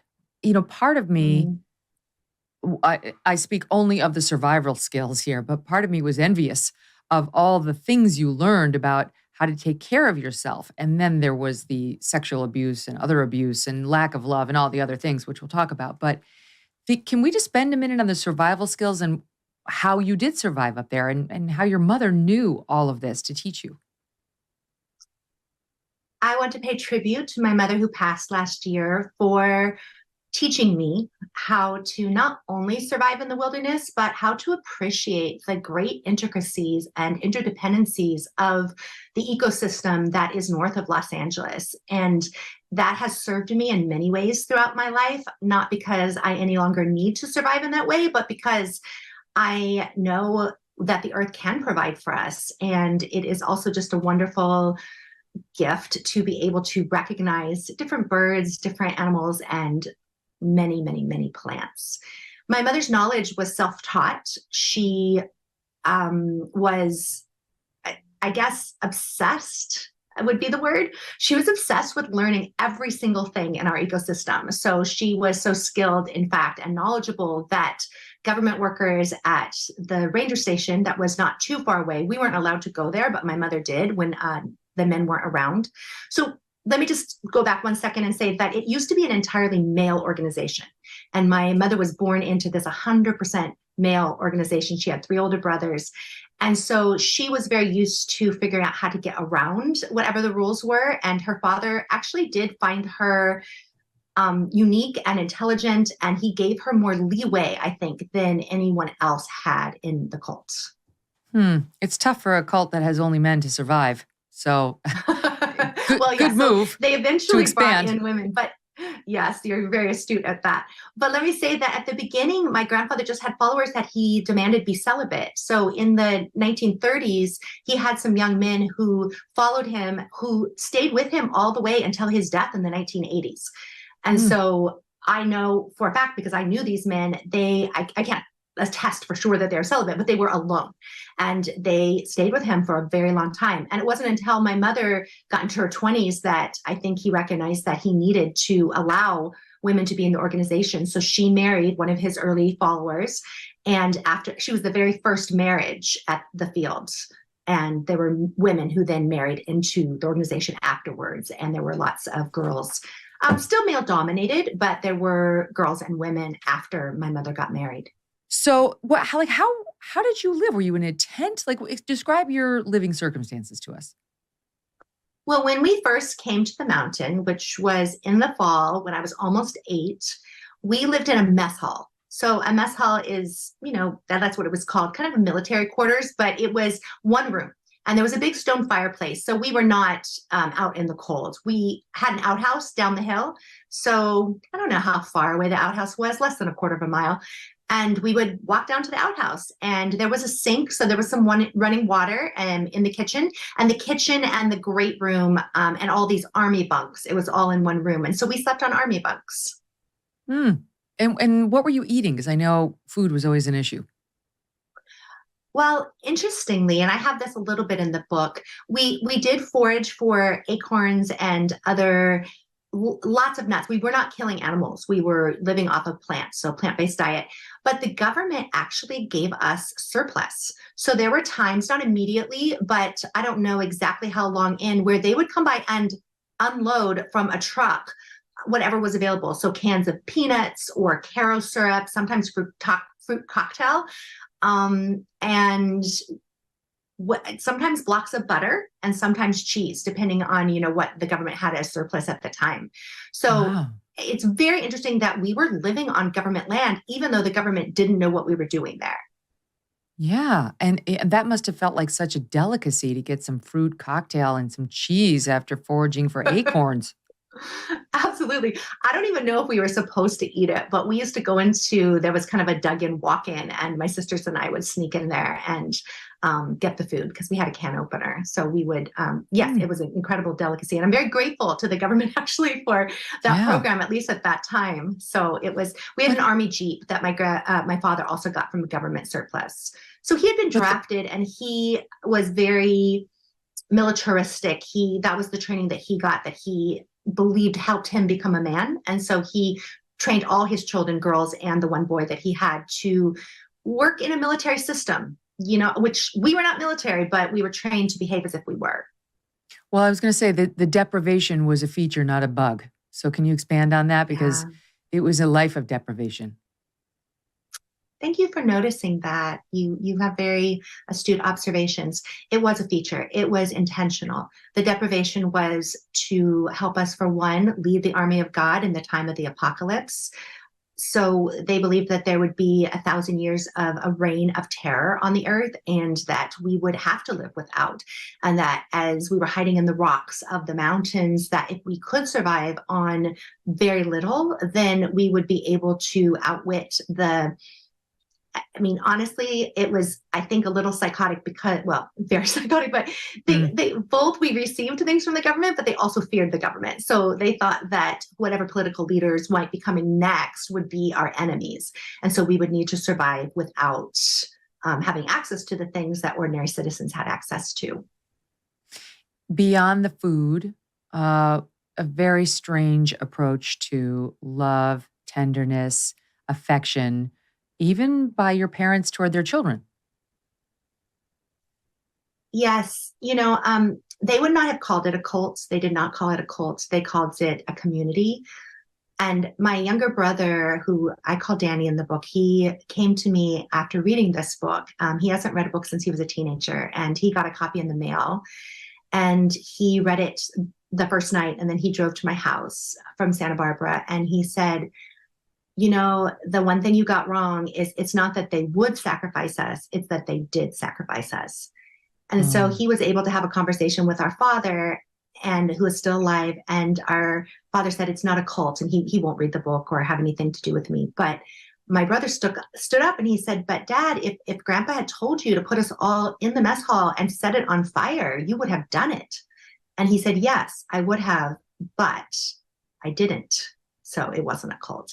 So my father knows that he was absolutely at the mercy of whatever our grandfather, which was not his father, remember, it was his father-in-law, who he didn't really call that. He called him Mr. But he really, truly believed that our grandfather would tell him, he was the God's prophet, and he would tell him how to behave in the world. And my father resigned all forms of critical thinking. He just gave up any sort of alliance to us, any sort of caretaking, and my mother as well.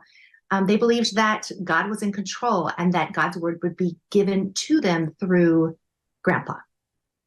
When you spoke a little bit about this, but when your dad arrived into the relationship with your mom, like what had been his background? You mentioned military, but what had been his background that he was, I suppose we're going to get into this later, but like that made him susceptible to that?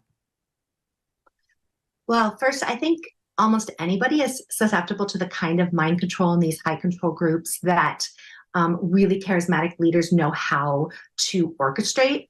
But in my father's particular case, he was 12 years old when he met my grandfather. My father came from the East Coast. He came from Connecticut with his mother on a bus. He didn't know where he was going because they were running away from an abusive man who my grandmother was married to. His father was abusive to him and to his mother. And so they ran away and they came to California, and they were living in a chicken shed when my father met my grandfather. So my grandfather provided a father figure and also provided some place for my dad to go, because his mother was working in a factory. She was the only woman working in a post-World War II factory in the 1940s when they arrived here in California. And I don't think she knew what her son was doing. I think she did her best to be an attentive mother, but she just didn't have the time. She had an 8th grade education. That's the furthest she ever got in her life. She lived to be in her 90s, and I had the great blessing of being with her during her death. But at the time, she just didn't have any resources. And so her son went and joined this cult, and she tried to get him out, later when she realized it, when he was like 18 or 19, but he wouldn't leave at that point. It was too late. So yeah, and this particular cult preyed on only children. So you couldn't be an adult who joined the cult. They culled from, at the time, only boys, but they had an after school program and lots of boys joined. Not all the boys were hurt by the organization. A lot of boys, I think, got training, sports training that was really useful in their lives. But if a parent was capable of seeing that it was a high control group, a lot of times the kid would play for 2 or 3 or 4 years on the sports teams. And then the parents would say, that's enough now. We're going to go to high school, or, whatever they were going to do. And they were allowed to leave. But it was the boys who were compelled and who worshiped my grandfather and who really found their greatest sense of belonging there, who were taken through layer after layer of testing and basically training to be bullies. And they would not be allowed to then, they signed commitment for life forms. They couldn't sign those until they were 18 years old. But nobody could come there at 18. They all had to be groomed during their early years in order to get to the point where they really would sign their lives over as adults. How are they getting as young girls? adults. How? I mean, you were born into it, but how are they getting girls? Well, the word I used was groomed, but the women were also, they didn't get girls until my mom was of age. So they would just be celibate. They didn't get married. But my father was the very first boy, they called him. He was almost 30, but he was the very first boy who was allowed to marry at the organization. And so he married my mother, who's the founder's daughter. And that was kind of a royal wedding. They had it at the fields. My grandfather officiated. I've seen all the pictures. And then I was the second child born out of that marriage. But there weren't marriages before that. And so once we were born, then there had to be something. They had to figure out what to do with the children. And so they allowed marriages then. And those women were the sisters of the other members. And they were also then groomed to be wives and mothers. And to be fair, some of those women had access to resources from their parents. We didn't, because my mother, was born there. And then my father didn't have any resources. His mother, after he was 19, I believe, she moved to the East Coast and we didn't see her for decades. But my understanding and my knowledge of the other families there were families who were there that their parents, sometimes, especially if there were children involved, would send the grandkids money for food and other things. We just didn't have access to that. And the other cult members who were raised there, I'll just give you an example. The first 9 kids that were born there. So even though I was the second in my family, I was the 4th oldest child who was born into this cult. And of the first 9 of us, which were all within 2 years of age, the other 8 are all still there. Wow. Just to put that in perspective. How many people were in the cult when you were there? So there were about 150 in the inner workings of the cult, but they were culling from about 1,500 boys at any given time. So they would bring boys in and they wouldn't stay, and they also would hide what they were doing from their parents. And I don't think this is happening anymore, but at the time, it had been happening for decades. So this, of course, helps explain to some extent some of the sexual abuse. I mean, just the sheer numbers of boys versus girls, and you were one of very few. It's interesting how you write about it and how your mother talked to you about it. I again, there's like a tinge of affirming life advice in here, but it doesn't discount the overall trauma of the event. Like, you were sexually abused repeatedly from what you write in the book. And tell us let's talk about that first, and then we'll talk about your mother's messaging to you on it. So I am aware that I was not the only one who was abused, but I also am aware that it was not something that happened to all the girls. In our particular case, we were very vulnerable because our mother would go on these trips, which she'd be gone for 2 to 3 months, and she would go with the men. So like all the men would go, but she would go with her husband. So she was protected on these trips. She was also with her father. And we were often left with, I have since I read the book, some of the caregivers that I had when I was a baby have come out of the woodworks who left the cult and have written me letters and asked to meet me. I went to coffee with one recently. She was only 15 when she left the cult, but she was my caregiver when she was, 12, 13, 14, 15, until my mother's no longer allowed girls to take care of us. But in any case, our particular family was very vulnerable because we just didn't have any other relatives other than the ones who were there.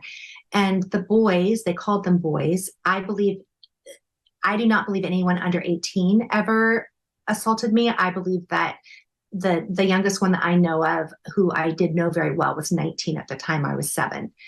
And I think that they were babysitting us and they had access to our bodies. And I don't know that it was condoned, but I think that it was overlooked. And these young men, really, honestly, I'm not obviously condoning it, but they were very unhealthy and they did not have access. They were not allowed to masturbate. For example, my grandfather was adamant about that. So like very strict and like vocal requirements that they stay chaste. And then they just sort of like put them around young girls. So, it was a really unhealthy environment for them. And I feel that, I do feel that they were victims too. It was a different kind of victimhood, but I think they were. Yeah. May I ask how often this happened to you? Well, I went through this frequently for about a year when I was 7. I don't know that it happened before that. I don't have memories of really being younger than 7. But the thing about being 7 was there was a big fire. A lot of things happened. And this type of abuse ended for me at that point because we left to go up to the mountain. And when we first got to the mountain, it was just our nuclear family. And my father was not sexually abusive. So my father was very militaristic and could be unkind, but he was not sexually abusive. And neither was my grandfather, to me, at least. So we were separated from that culture. And then we had a lot of young men living with us. And things were, I would say, inappropriate, but I did not get physically violated. I think it was just sort of an emotional thing after that. And I'm very, very, very grateful for spending the time we did on the mountain because it removed me from the really most damaging effects of the cult. Can we talk about what your mom said? Because the reason I said there's like a tinge of something positive that you could take away if you God forbid, you find yourself in this situation. And it was basically to try not to think too much about it. And I know that sounds absurd. I realize, trust me, I know enough sexual abuse victims that it sounds absurd. But if you can do it, it's a very useful coping technique for a lot of people. And I know somebody, a Hollywood star, who told me this story about when she was young and she was raped by a few boys in the neighborhood and sexually assaulted. And she didn't really understand what it was fully. She didn't totally understand what had happened to her. And her mother told her, you just forget about that. Like that, don't give that any mind. That's what boys do, some boys, whatever, but like that doesn't have anything to do with who you are. That wasn't nice of them, but don't dwell on it. And I was like, when I heard the story, I'm like, that's terrible. My God, the amount of damage that must have been done.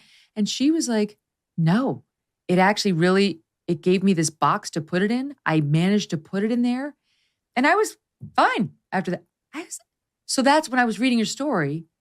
I'm sure a lot of people have the same reaction of like, oh my God, that's horrible. But were you able to compartmentalize? Because your mother was very dismissive of this. I definitely compartmentalized. And I think that there is value to that when you need to move on and survive. And so there were, yes, I had compartmentalized.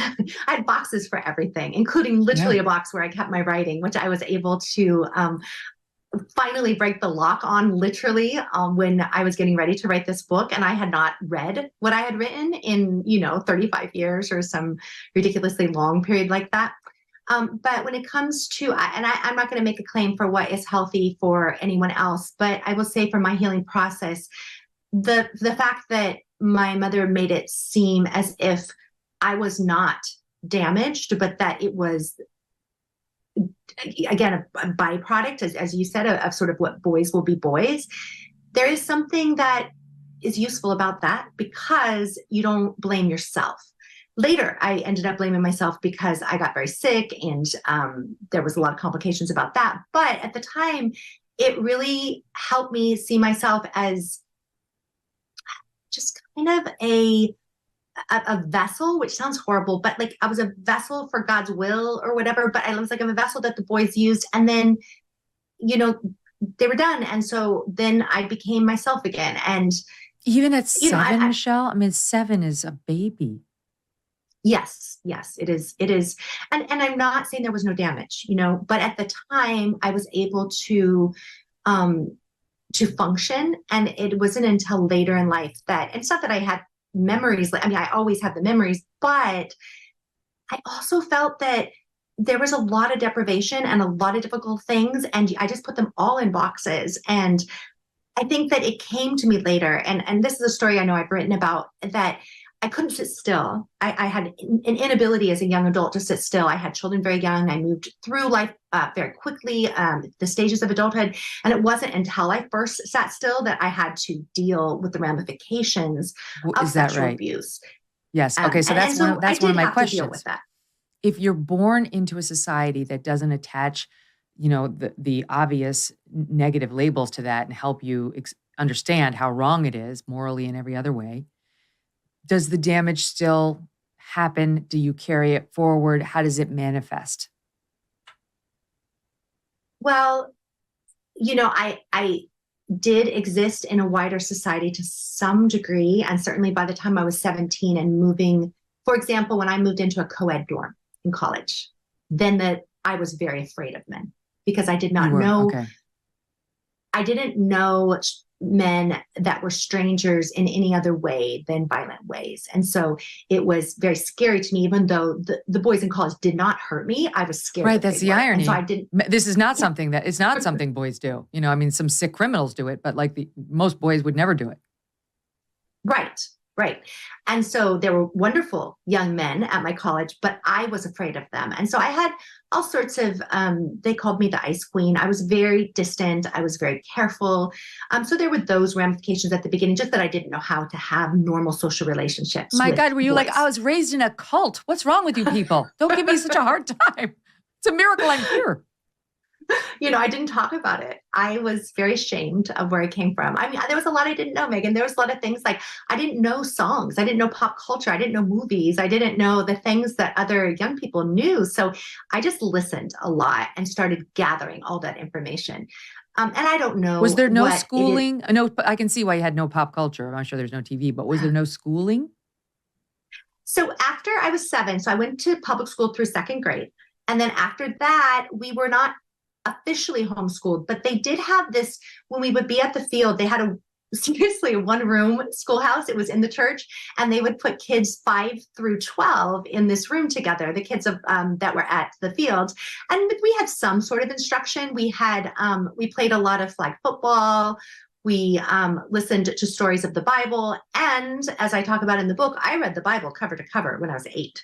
And that is an education in and of itself. You could learn a lot from that.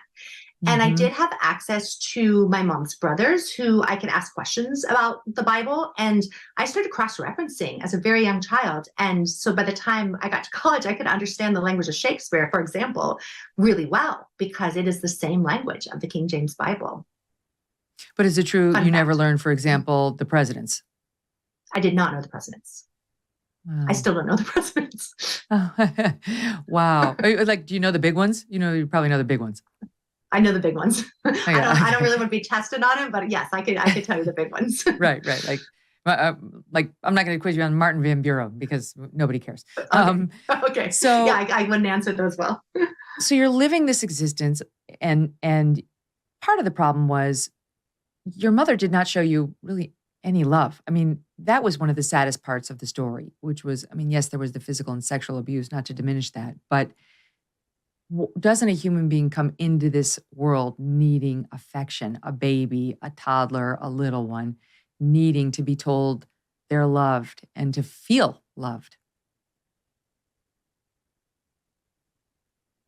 I would say that not having my mother's love was the greatest heartbreak of my life. It was the love I was seeking my entire life. I know a lot of women go around seeking love from men, but I felt that I wanted a mother figure. I wanted a maternal figure. I wanted that kind of affection. And I worked very hard to try to get that from my mother. To be fair to her, she was raised in a very rigid, high control group, right? So she was raised in this cult, and she gave up her children upon giving birth. She handed them over to the group. And I think that she had to put armor on to keep herself from loving what she thought would be taken away from her. My grandfather thought that the world would end in 1977. So my mother had these babies that she thought she was just going to have to give over in 1977 when they were like little children. And again, she believed this. She really believed it. And so she was not able to attach, because attaching, I think, would have been wrenching for her. And again, not excusing her coldness, but understanding it. I just don't think she really wanted to risk attaching to something that she thought she had no control over. So she didn't attach. You're 54 now? Mm-hmm. Okay, so you're 2 years older than I am. So you're born in 68, or right around there. So you were alive and cognizant in 1977. And so what happened when the world did not end? Nothing. Nothing That's an changed. interesting thing, right? The first thing my grandfather said is that they got the years wrong, because he said that when it was all based on when Jesus was born, the understanding when Jesus was born, but because of Caiaphas and, he gave all the names of the Sanhedrin and just different people who would have controlled Pontius Pilate. Wow. And his understanding then was that the years were off. And so we were on the wrong calendar. Okay. That's how it works, I think, in a lot of these cults, when, the end of the world doesn't come. Let's talk about how you got out, because it's a miracle you got out. I mean, talking to you now, you're perfectly normal. You're dynamic. You seem happy. Forgive me for being so judgmental in that implication there. But, I would have expected you to appear more damaged given this childhood. So talk to us about how you got out. Well, first of all, thank you for the compliment. I don't know what damage looks like. And also I have had many years in the wider world to not just, I don't know, I haven't spent that much time in therapy really, but I have spent time doing what I would consider healthy work. My profession has been one of service, and I felt that working with young people has done a world of good for me, understanding the ways that many people are damaged by their upbringings. So not to the same, degree necessarily I was, but there are many people who struggle with upbringings that didn't serve them. So I will say, first of all, that we all have something to recover from, and that we are capable of recovery. I will also say that reading books and being in a profession that enables me to talk about those things has been very useful. And as far as how I left, I think that one of the main ways that I got out really was using the advice that my mother gave me. So while she wasn't able to give me the affection I needed, she was able to give me the skills that would help me really scrounge. And we can use the word forage, it's true, but I used the foraging for words and the foraging for, how to find what you need anywhere if you know what you're looking for. So once I knew that I wanted to get out, I had all the skills to do that. And I owe that to my mother, not because she necessarily prepared me for that purpose, but it did indeed serve me. And I'm very grateful. It was a side effect of all the other things she was teaching you. Yeah. And so the book Forager, if any of you have a chance to read it, does actually go into the details of, to some degree, what led to me leaving. But the details of what it was like right after I left, I'll have to say for the next book, because, I can give a little bit now, but that was a long process. And I felt like it is a story in and of itself, because I did not naturally acclimate to, I was very fortunate that a college took me in, that I was living there at 17, that I was able to have the ability to learn and a passion for learning. And I was really grateful that it led me straight to grad school, and that I was able to get a teaching job very young, and I was able to support myself. But emotionally, I think I was very stunted, and it took me a long time to figure out how to make connections with other human beings who are healthy. And that is a long all journey for me. miraculous. I mean, it's truly miraculous that this happened. I do recall there was an injury, not an injury, there was a disease. You came down with an autoimmune disease that landed you in the hospital. And I wondered, like, were there big medical problems in, quote, the field, like where you were living, that would have required you to go to the hospital? Did your family support modern medicine and understand that certain things, like you break a femur, you got to go get a cast? Well, to some degree, yes, and to some, no. There's a lot of modern medicine that we didn't have access to. We didn't have insurance, for example, or money to pay for things. We actually didn't break bones, interestingly enough. So that none of my siblings ever broke a bone, neither did I. And we didn't need antibiotics. There's just some kids who get through without that. But I had an autoimmune disease called idiopathic thrombocytopenia purpura, which was and is still of unknown origin. It doesn't have a genetic component. There is some speculation that perhaps, I'll just say what the disease is your body is coating lots of cells and platelets with antibodies so that your organs like your spleen filter the blood and kill off what they perceive as invaders. In the process of killing off what they perceive as invaders, they the spleen and the liver and kidneys and this filter out the platelets themselves that are necessary to clot blood. So in my case, I really was down to nearly 0 platelets. So like even a little cut, I could have bled to death. Now, what this comes from is very uncertain, but when I got to the hospital, they didn't know what it was. And I've had, some public, a little bit critique into saying that wouldn't the hospital have recognized that I was a victim of abuse? And I would say no, not in the late 70s and the early 80s. Those questions weren't being asked of young children. And once I was in the hospital, my parents were very busy, and that was also normal, that if you had a working mother and if you had other children in the family, I was in a children's hospital and there were other children, not all, but there were other children who were left without their parents during their duration of their stay. And the nurses and the doctors were working on our bodies and helping us understand what was going on while we were present in the hospital, but not necessarily concerned with our mental health. I just don't think that was something people talked about in those days. To children. At least. It was very tough love. I know you wrote your mother was like, there'll be no crying, period. And again, I think a lot of us can look at some of these little hints and say like, well, you do want to raise tough children. You want your children to be resilient. You don't want them licking their wounds and feeling sorry for themselves all the time. But as with all of these examples, it was next level. And it was at a place, if you get really hurt, you're going to cry. If you get raped, you're going to cry if you've got the right context for what's happening to you. So how do you see that now, that sort of very tough love, I guess? I went through, I would say about 14 years from the age of 11 to into my 20s without crying ever. And my mother strongly believed you do not cry when you get hurt. You do not cry when you get raped. You do not do those things that you act like nothing happened, because then you will not become a perpetual victim. There was also mental illness in her family that I later found out from her.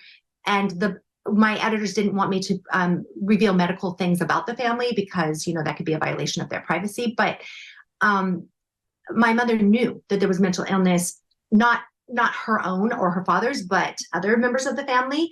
And when I asked her later in life why she didn't let us know this, if we were really honestly being put in danger, and she said, well, I didn't want you to worry that would happen to you. And she just really truly believed that you wouldn't become mentally ill if you didn't know that it was possible. And so she thought that kind of toughness kept you. And I think it's really old school, but I think she just felt that being really tough, which again, I'm not advocating, I'm just putting it in the context that I don't think she saw that as being abusive. I think she saw it's kind of an interesting experiment. I mean, I'm not recommending it, but now that you've been through it, it is interesting to ask, like I was saying about abuse, if you don't know what file to put it in, is it less damaging in some way? If she doesn't tell you about mental illness, is she right? It can't manifest? That doesn't sound, none of this sounds right, but you were part of an experiment. Yes. And Southern California, by the way, was a mecca of small cults. This one was particularly successful, honestly, but there were a lot of people in California who were experimenting in communities with what would happen if you lived alternatively to the wider culture. And a lot of those cults were religious, but not all. There were just people who had very strong ideologies. And what made them cults is that they had a high control group mentality led by a charismatic leader who would then make mercurial decisions about what was or wasn't allowed within said cult. So yes, we were very experimental. And I think after my grandfather's death, it got a little bit more rigid, which just happened to be really vulnerable years for me. But then the cult softened because it couldn't continue to maintain that. And since we were the very first children born there, it was an experiment, and it was kind of a failed experiment. And I don't think, for example, my mother would not have told you that I turned out well. She would have said that I was like a bad seed, and that I had made choices to leave the calling that she believed I was always meant to be, which is to be a leader at the field. And she thought the work that I do, I teach college, that I work in a secular field, and that is negative she thinks it's just very negative to teach people secular worldviews. And so she was not ever proud of what I did, and she couldn't bear to hear a word of it. You started to stray a little in your behaviors and beliefs, and it just led to, as I understand it, irreconcilable differences where they didn't want you and you didn't really want to be there, and you left at a relatively young age. I mean, how did you get into college? Like, how did you even know to pick up an application, that there could be, a dormitory and a food and beverage service? Like, how did all of this come to you? Well, I was a house cleaner. So because we didn't have any money, I started house cleaning when I was very young, right when I got out of the hospital. By the time, before I even turned 14, I was cleaning a lot of houses. And I went by word of mouth, and I started working in wealthier areas because I got paid more. And were you coming down off the mountain at this point? What do you mean? Were you still, where were you when you were doing the house cleaning? Okay, so my family still lived at the mountain. We had no other home, but my parents would go away on these long trips. And so I would sometimes stay down with my grandmother, especially after our grandfather died. She was alone. She was a widow. And I would stay at her house on the couch with all her dogs. And then I borrowed one of the girls I knew, one of her bike. It wasn't one of her bikes, it was probably her only bike, but I borrowed a bike, and I would ride secretly. And nobody really was around. My grandmother had Alzheimer's, and that wasn't diagnosed as Alzheimer's. She later went into a home, not that much later. She was sort of just pushed aside out of the field. But at the time, she had Alzheimer's. She was alone. I slept on her couch, and I took a bike, and I went and did house cleaning jobs, and I stored the money. I got cash, and I put it in this cup, and I put it up on the top of her shelf, and she couldn't reach it. And I just was very secretive about it. So I did house cleaning as much as I could. So I couldn't always, once my parents were in town and we were up on the mountain, I couldn't house clean, but it was something that I was very good at. And one of the women whose houses I cleaned, and I've been working for her for quite a while, she gave me a college application, and I filled it out in pencil. And it just so happens that, yeah, it's so interesting. But anyway, the end result was I went to a very experimental college. It's called Pitzer College, and they started in the 60s, and they didn't have general ed, for example. They were an accredited institution, but they were private, and they really liked that I had an alternative education, and they did test me on things. But I was a wonderful writer. I went to an event recently. One of my college professors was there, and she said, "Oh no, from the moment I met you, you were just, a wonderful writer. I didn't teach you a thing." That can't be true. But it is true that I tested out of writing, and I had very strong math skills from all the stuff I did with selling, and from astronomy, and from building, because we would weld and we would build, buildings. And it's a lot. You can learn a lot with hands-on education. Sure. Well, that's how it used to be done in this country. So can I just ask you, so now are you married now? I know you've got a family of your own now. Yeah, my family is, no, I got married to a guy who was at the cult. I had all my children with him. Okay. And then they are now, so we stayed married when we raised our children, but they are now I just launched my youngest daughter, and all of my children now are in their 20s and partnered. Actually, my oldest, I have twins that are my oldest, and they're 30 now. So they are. But you raised them outside of the cult? Like the husband came with you? He did, yeah. Mm-hmm. Okay, well, good. we got married outside of the cults. But we knew each other. We grew up together. He's older than I am, but he was one of the boys who used to stay at our house and take care of us. So it was kind of, a brotherly figure to me, but I was young. I was with him, starting, when I turned 18, and I was with him after that. And but you didn't stay married. No, we wanted that couldn't possibly work. You look at that, you think like, there's no way. More than 50% of marriages end in divorce. Just like the odds were against you anyway. But then with all this in your background, but I was just wondering what it would be like, now to meet somebody who wasn't in the cult and try to fall in love and try to trust.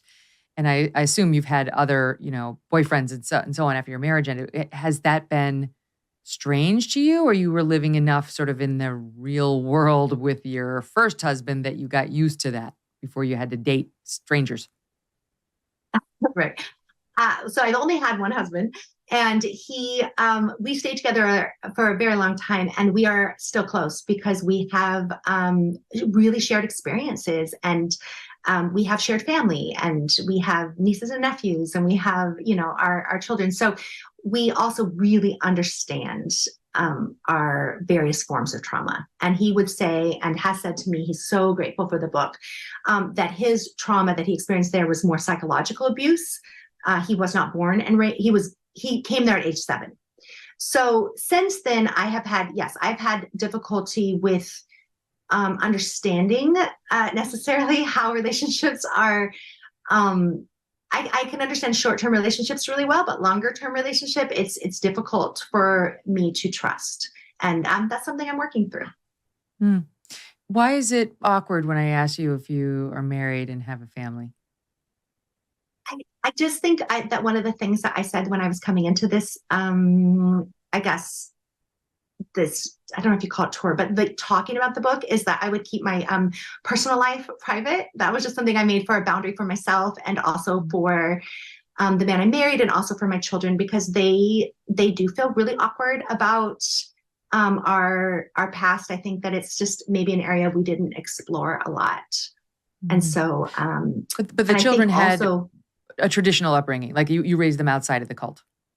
Yes. All my children went to public school. They've done very well. They all got out of college rapidly. They're all partnered. 2 of them are married. 2 of them That's funny how you keep saying that. That's from the cult, right? They're all partnered. Like we say married. Okay. Well, they're not all married. So some of them, my children they're in relationships. I could say it that way. Okay. They're not all married. I don't mean to belittle it, but it's like I said, you seem like such a powerhouse. So there's something kind of sweet, these reminders of all that you've overcome in the way you speak and so on. It's just, there's something endearing because you seem like just a very strong person, and you must be. So like, that resilience is still in you.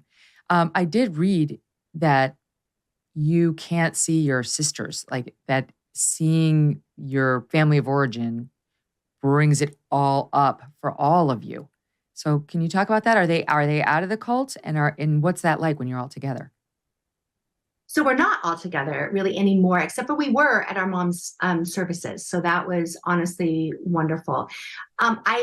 I don't know if it was something I'd written earlier. I think we all had really difficult times being together for most of our adult lives, but especially since the book came out, my younger brother and my younger sister, and all 4 of us we're all born within 5 years of each other total. So we're all the same age.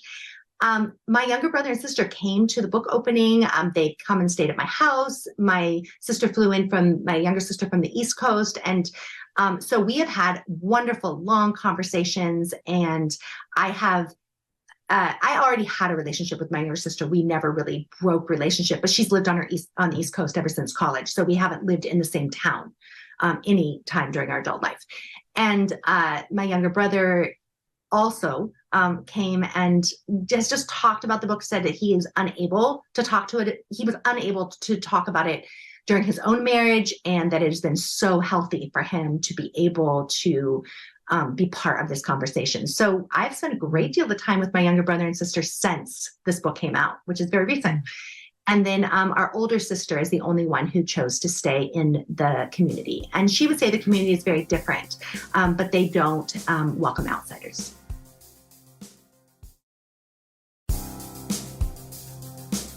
Is it still going up? Are there children being raised in this right now who are underweight and possibly getting abused?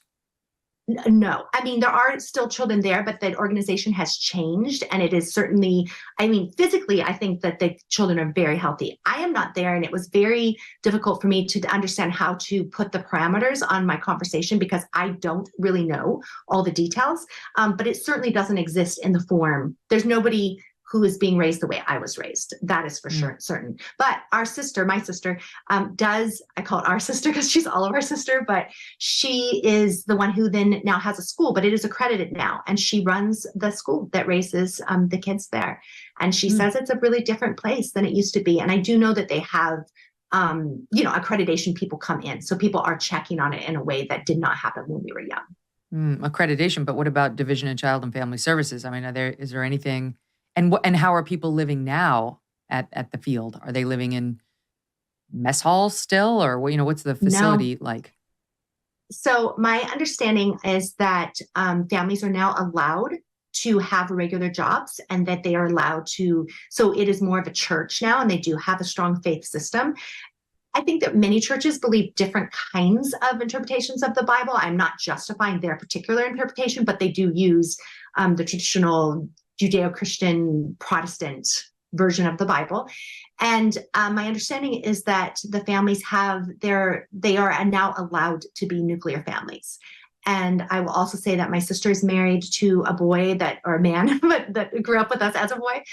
She's been married her whole life to him, and I knew him all growing up, and that they have 2 children, my niece and my nephew, who seem, by all accounts, they went to college. They're in their 20s now. So it seems that it is a place where it is still a real tight community, but that it would be no longer abusive.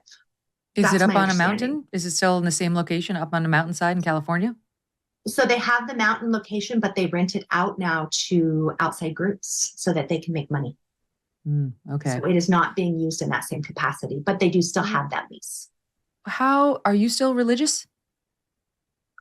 No, I would consider myself a spiritual person, and I did raise my children in a faith community in a United Church of Christ congregational church, because I thought it was really wonderful for them to get the opportunity to see healthy people who are have a faith and believe in something. And I thought it was really great. And I did teach church school there. I know the Bible very well. So I raised them there, but I don't identify directly anymore, because I feel that for me, it is a source of a lot of anxiety and tension. So yeah, this is where now I'll quiz you on Martin Van Buren, and you won't know much, and you quiz me on the Bible, and I won't know much either. So that one of us has studied a certain area, and one of us has studied the others. Like we all have our deficiencies in how we're raised and what we focus on. Though my mother would not be happy to hear me admit this about the Bible. I won't tell her.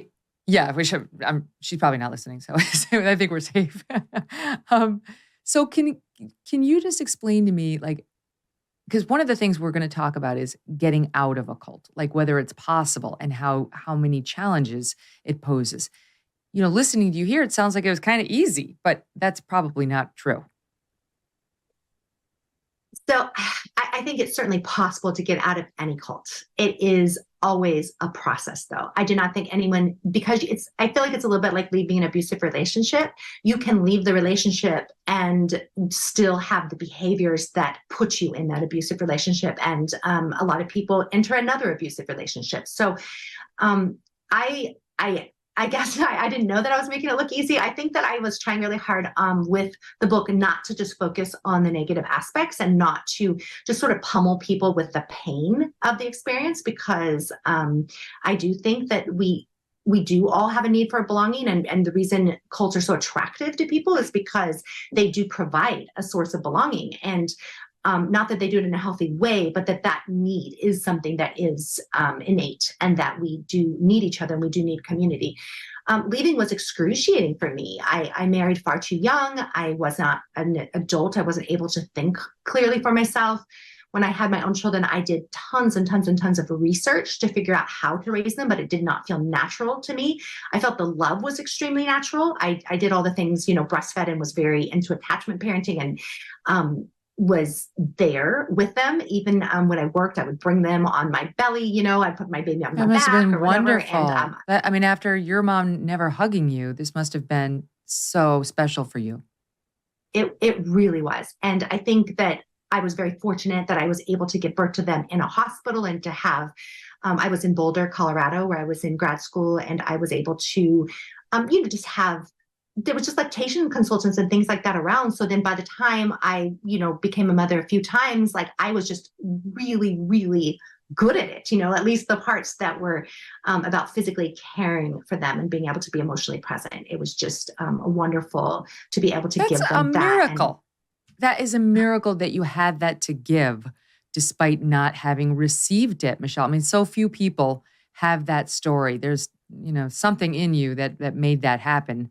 Hard work, determination, the sparks of knowledge, and certainly your resilience. But your story is a testament to human resilience and strength, despite many odds against you. Thank you.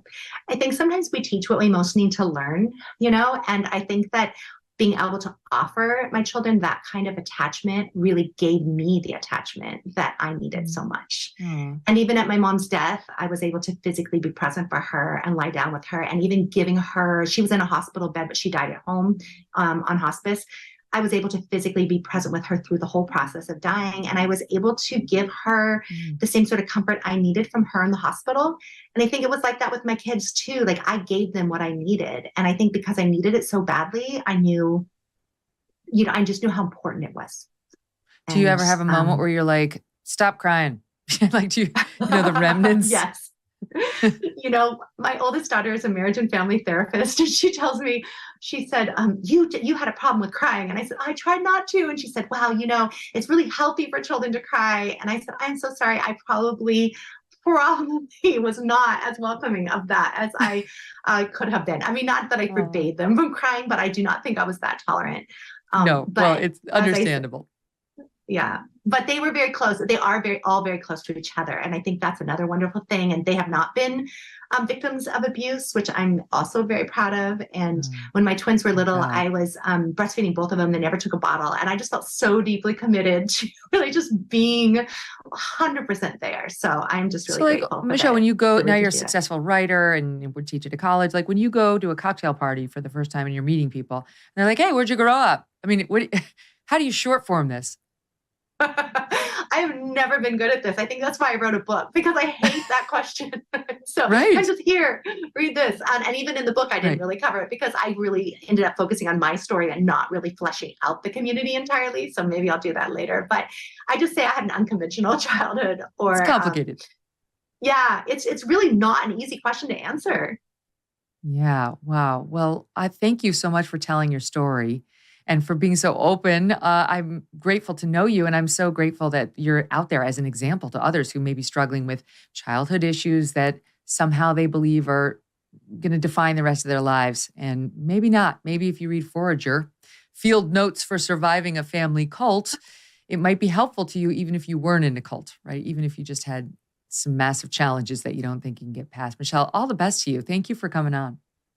Thank you so much for having me, Megyn. It's been a pleasure. I appreciate all your insights. Oh, thank you. Pleasure for me too. To be continued.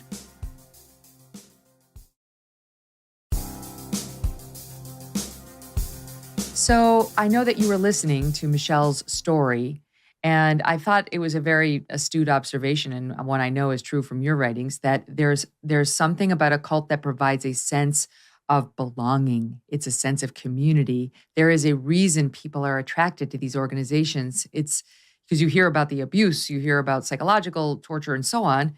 You think, why? Well, it doesn't start off like that. And it does provide some pluses that are alluring. Yeah, so I want to just comment that there are some real differences with people who are born into a authoritarian cult, as Michelle was, versus someone like myself who was recruited at age 19 while I was a college student through deceptive means into a cult, the Moonies. And I'd say as a generalization, the public tends to look too much at the person who's involved and too little at the deception and the control of social influence variables. But as you correctly said, there are always positives, even in the worst of situations. Mm-hmm. Right. And well, I'm fascinated by your story too. So you seem to have had a relatively normal childhood, and you seem to have been a rather well-adjusted young man, and yet you got lured in. And I remember hearing about the Moonies, and they sounded like a bunch of kooks. So I don't know much about them, but looking at you now, thinking, wait, you were in the Moonies? What? Explain. Yeah, so I should say that I was dumped by my girlfriend in 1973 in the Christmas time, and I got recruited in February of 1974 at Queens College. And that was the same month, by the way, that Patty Hearst was physically abducted by the Symbionese Liberation Army, just for your listeners who are of an age. To remember that. But when I got recruited, nobody knew anything about the Moonies. They didn't really get public until later that year when the group was fasting for Nixon during Watergate. And I was part of that fasting, that God wants to forgive, love, and unite no matter what Nixon did at Watergate. And then the media dubbed them the Moonies, and some young moon who claimed to be 10 times greater than Jesus Christ or any other religious leader loved that we were being called Moonies. And I was promoted to a pretty high rank as an American leader. Not that I had any power at all, but I was kind of a front person who was used to recruit and indoctrinate people. But wait, before we got to your promotion, there was the luring in of this college student at Queens College. Women flirting and lying and pretending that they were students and complimenting me and doing what's called love bombing. And I had bicycled cross country when I was 16. I should say I was raised in a middle class family. My father had a hardware store. My mom was an 8th grade art teacher. I have 2 older sisters. We lived in the same house, in the same community, conservative Jewish upbringing. I had bicycled cross country when I was 16. I was very anti-group, anti-authoritarian. I skipped 8th grade because I was deemed a good tester or whatever. So yeah, I had no belief that anyone could con me or brainwash me. It didn't enter my mind that anyone could brainwash me. But I became a fascist. I became a total fanatic that needed a formal deprogramming intervention after a near-fatal van crash before I started going, what? How could I believe Moon was the greatest man in human history? You went to the first meeting where they just said, hey, come on over, let's hang out. And you went, fine. And as I understand it, you had an instinct, this is a little off. And you said, is this a religious group? What is this? And no. And you left, kind of determined not to go back. And then they all ran outside and the love bombing kicked off in earnest.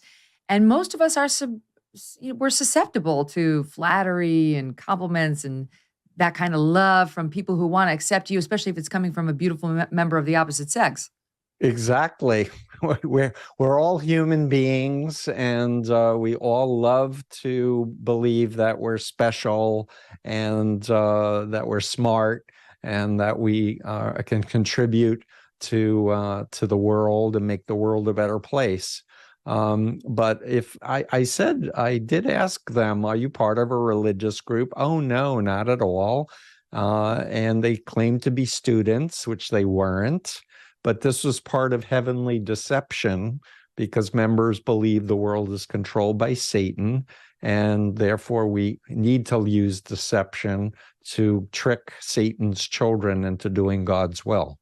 Is the ends justify the means? Yeah, what were the Moonies about, and what did Mr. Moon get out of all this?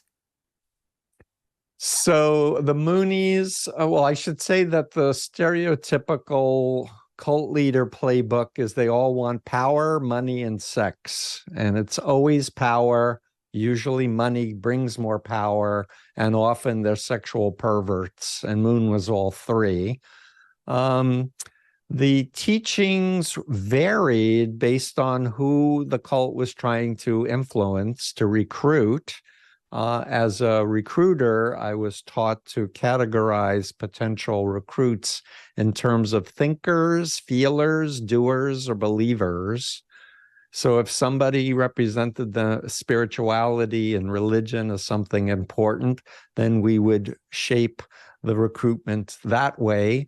If they were someone who was a feeler, then we talk about how we're one unified family and we're brothers and sisters, and we have this idyllic view of the restoring the earth to the Garden of Eden, etc. So, and the idea with influence and mind control is, if you think about the influencer and the influencee, there's this relationship of someone has a vulnerability and everybody wants to improve themselves, it seems, or make the world a better place. Some human need.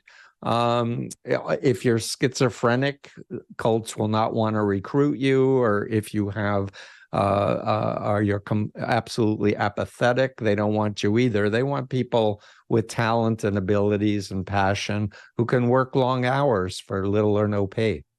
And try to raise money and give it to the cult.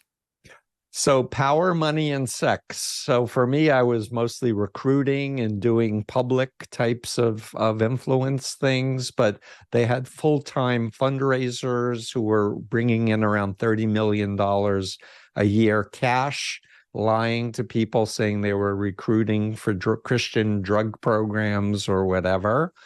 And the money was then used to buy property, and then loans were taken out against the property to buy more and then invest in businesses. And there was a congressional subcommittee investigation in the 70s that I wound up being an expert for, looking into Korean CIA activities in the US. And as they were researching the Moonies, because they were part of that plan, the researchers said, this is a group with hundreds of front groups. Let's just call them the Moon Organization, because they're all following Sun Myung Moon. And Sun Myung Moon was best known at that time for mass weddings, where he would assign men and women to marry. They often didn't know each other or even speak the same language, but they believed that he was God's greatest man on earth, sinless, and he had the power to match you with your ideal mate. And so he had I think the Guinness Book of Records, 30,000 couples at one time in this cult. Did you believe that? Did you think he had these powers and believe in his ability to just find the right mate with people who had never 100%. met? I was trained to not allow negative thoughts, because I was programmed to believe negative thoughts were coming from demons. And we were literally taken to see the Exorcist movie when it came out. And then Moon gave a lecture how God made this movie, and it was a prophecy of what would happen if we left. So one thing I want to explain to you and your listeners is that mind control is best understood as a dissociative disorder. So the old Steve Hassan, son of Milton and Estelle Hassan, got replaced by Steve Hassan, son of Sun Myung Moon and Hak Jahan, the true parents of the universe. I was still in there, but I was being suppressed. Think about a computer virus that hacks your computer and takes over your operating system. That's an easy analogy for what it's like. And in my case, because I almost died in a van crash due to sleep deprivation and was away from the cult and then wanted to prove to my family I wasn't brainwashed, I agreed to meet with ex-members and learn about Chinese communist brainwashing, etc. The real me popped out. And I had all these memories of things that should have made me run from the cult. But again, this cult identity that had been programmed into me was in executive control. The people think maybe this is just a small niche thing. It's not. There are a lot of cults in America, even today. And I know, I mean, I've talked a lot about Scientology on this show and the other shows I've had, but they have a lot of the features where you buy in at this level and then you have to pay all this money to advance to the next level. And that's also, I know, a feature of cults. Moreover, them learning what your weaknesses are in these little sessions that they have where you've got to like pour your heart out through these little Campbell's cans, yep. The soup cans through the string like we used to do when we were kids. And then the other person knows all your vulnerabilities, which get used against you. But like the cult Michelle talked about, like the Moonies, there's something for you in there. The Scientology messaging of don't associate with the negative people. They're suppressive people. Move on. There's no reason to bask in that negativity. You get rid of them. There's something attractive and there's something positive about it. So there's always something, right? They do have something good to reel you in until you learn about all the other stuff. But by that point, they're hoping it's too late. So I want you to be clear and understand, and your listeners, that people don't understand what the group is and what the beliefs are or what's going to happen to them. If there was actual informed consent where people understood what the beliefs were, people wouldn't get involved in the first place. In my work and in my doctoral dissertation that I did, I talk about behavior control, information control, thought control, and emotional control variables. I call it the BITE model of authoritarian control. And I go through a laundry list of the most common techniques that all types of cults, political cults, therapy cults, religious cults, cults one-on-one cults even, use on people. And what's missing is, for the public, is to have an understanding that influence exists on a continuum from ethical influence to unethical, and what to watch out for. So preventive education, and that's why I'm so grateful that you had Michelle on your show and that I'm able to do this show, is because people don't want to be lied to. They don't want to be tricked. They don't want to be mind controlled and abused or trafficked. And if they understood how to reality test for themselves, whether they're in a mind control environment, then they'll, won't join, or they'll get out if they're already in. Yes. So I've had a long interest in this, including interviews in depth with Catherine Oxenberg, she was a famous star. She is a famous star and was very big in the 1980s. And her daughter, India Oxenberg, who was lured into this cult NXIVM, which is from my hometown, Albany, New York. You wouldn't have thought, I wouldn't have thought it could happen in an upstate New York community. People are very sensible. You kind of always think it's not going to be me. It's not going to be my hometown. Where to sense, no, wrong. Can happen anywhere.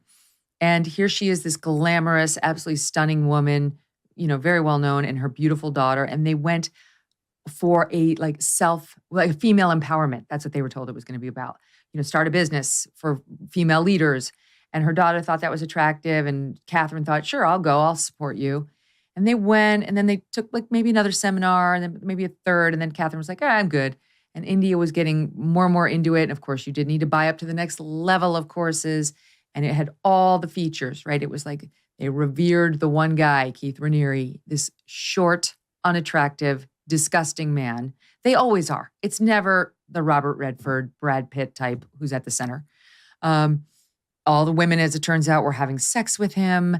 The women wound up being branded within this weird little sex cult that was like baked into the cult. Anyway, it was such a story as Catherine tried to get her daughter out of this, thank God, successful. But the pulling out is so much harder than the pulling in.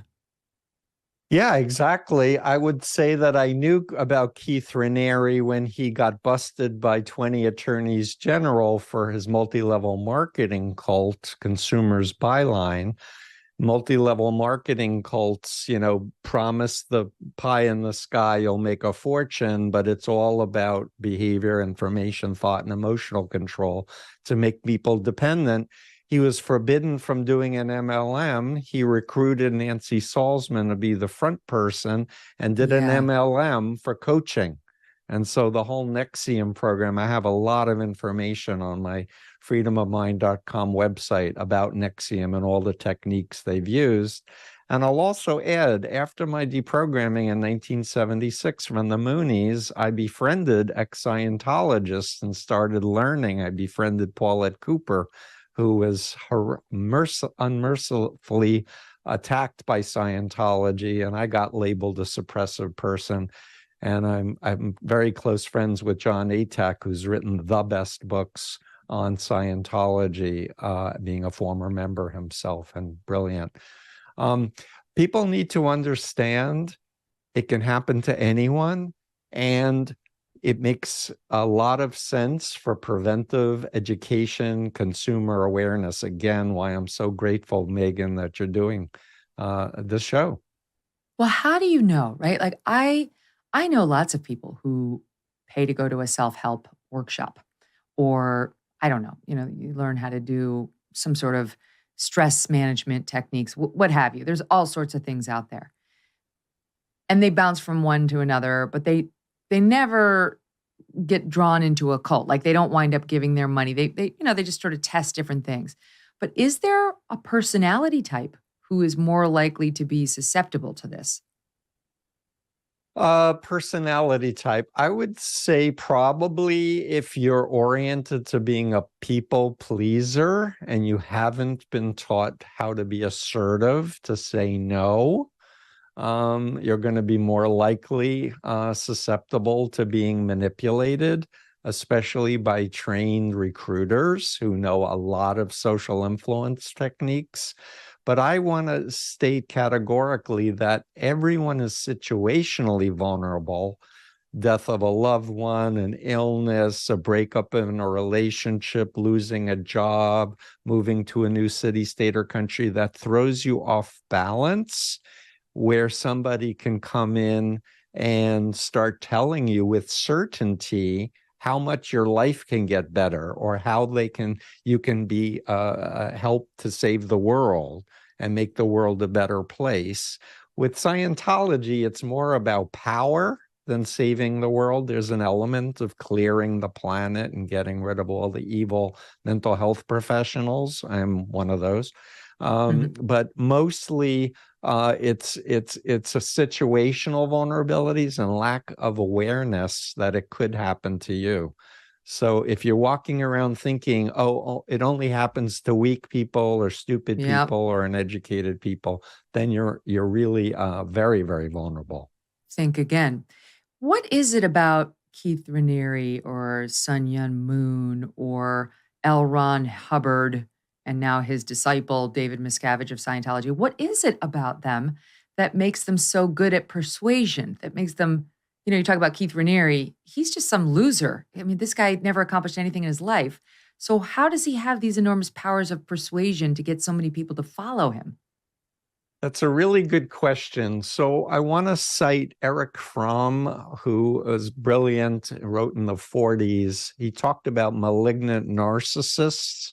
And I have said in my books that this is the stereotypical profile of cult leaders: the grandiosity, the certainty, the need for attention, but the lack of empathy, but also thinking that they're above the law, the pathological lying. And there's a whole list that I have on my website. So certainty is something that the average person tends to go, they're so sure, maybe they know something I don't know, as opposed to this person has a personality disorder they're a narcissist. Yeah. And I should be more skeptical of anyone with that level of certainty and such. But I also want to comment that I just finished 2 chapters for a textbook on hypnosis about the dark side of hypnosis. And I wrote about Hubbard being a hypnotist and that the entire system is based on hypnosis. And Craneri learned neurolinguistic programming, which was based on the work of Milton Erickson, who was the penultimate hypnotherapist, psychiatrist. So what I want to say to your listeners is that human beings go in and out of altered states of consciousness all day long, and hypnosis is not sleep. It's about a focusing and narrowing of your attention, which makes you more suggestible to ideas. Oh, wow. And this is a great superpower for people who are super successful to enter into this kind of flow state where they're able to super concentrate. But if you're in an environment with someone with a hidden agenda who can start putting in beliefs and ideas like you've lived before, or that, you know, the world is filled with body thetans, which is part of Hubbard's sci-fi ideology, the critical mind gets bypassed. So again, the critical thing always to protect yourself is look at the source, look for credibility, look for credentials, and always be open to listening to critics and former members. And if you're in a group that says, don't ever listen to ex-members or critics, automatically you should be going, that's information control. I'm an intelligent human being. Let me hear what the critics and former members have to say, and I'll decide for myself whether or not that has validity or not. This is why I say when I was in Fox News, I was in a cult. And it's not to say it wasn't a real cult, but there were cultish elements in that once you leave, you are otherized. That is it. You don't leave. Like once you're out, you are banished, you're shunned. And when I was there, it was all about the reverence to dear leader, who was Roger Ailes, who ran that place with an iron fist and would absolutely be telling you not to listen to anything the libs said. That was his political bias, but also there was something different about it. And just the way, like, the people would talk about Roger, like I hear remnants of it when I hear stories about Scientology, about how, well, Roger approves of this. Well, Roger likes that. Well, Roger thought this, as if he was this deity that somehow had, greater divine knowledge than the rest of us. And so where do you draw the line between, well, they just loved the guy because he was a genius and he built a really powerful news organization, and this is getting culty, right? Like I still don't know exactly where that line is. So it's a really important point. I just put up on my podcast an interview with a leadership professor of business about Elizabeth Holmes and Theranos, and he did a journal article talking about corporate cults and the qualities to evaluate. And it comes back to the charismatic figure who cannot be criticized, who is held up and not accountable, not transparent, doesn't apologize and say that they're wrong, but the control of behavior, information, thoughts, and emotions in order to make people dependent and obedient. And so to stay in your job, you need to adopt the corporate identity, keep your thoughts to yourself, and follow the rules, or be ostracized and criticized. And that's the opposite of healthy corporations and healthy groups, where they want dissent. They want to hear other points of view. The leaders, if they screw up, they say sorry, and they really make policy changes. But if you're an authoritarian, you want total power and control. Well, the NBC might be a cult too, because they didn't want opposite points of view from what they're, that's a news problem. That's a media bias problem. The important thing about my work is I'm against authoritarianism on the left and the right. I want human rights for all. I want to support human rights, women's rights, gay rights. I want people to be free to think and not just conform and follow in lemming-like fashion whatever they're being told. You know, I would say my own experience, and this may be one of the reasons why I'm so interested in this subject, is it took years after leaving Fox for really that second skin to come off.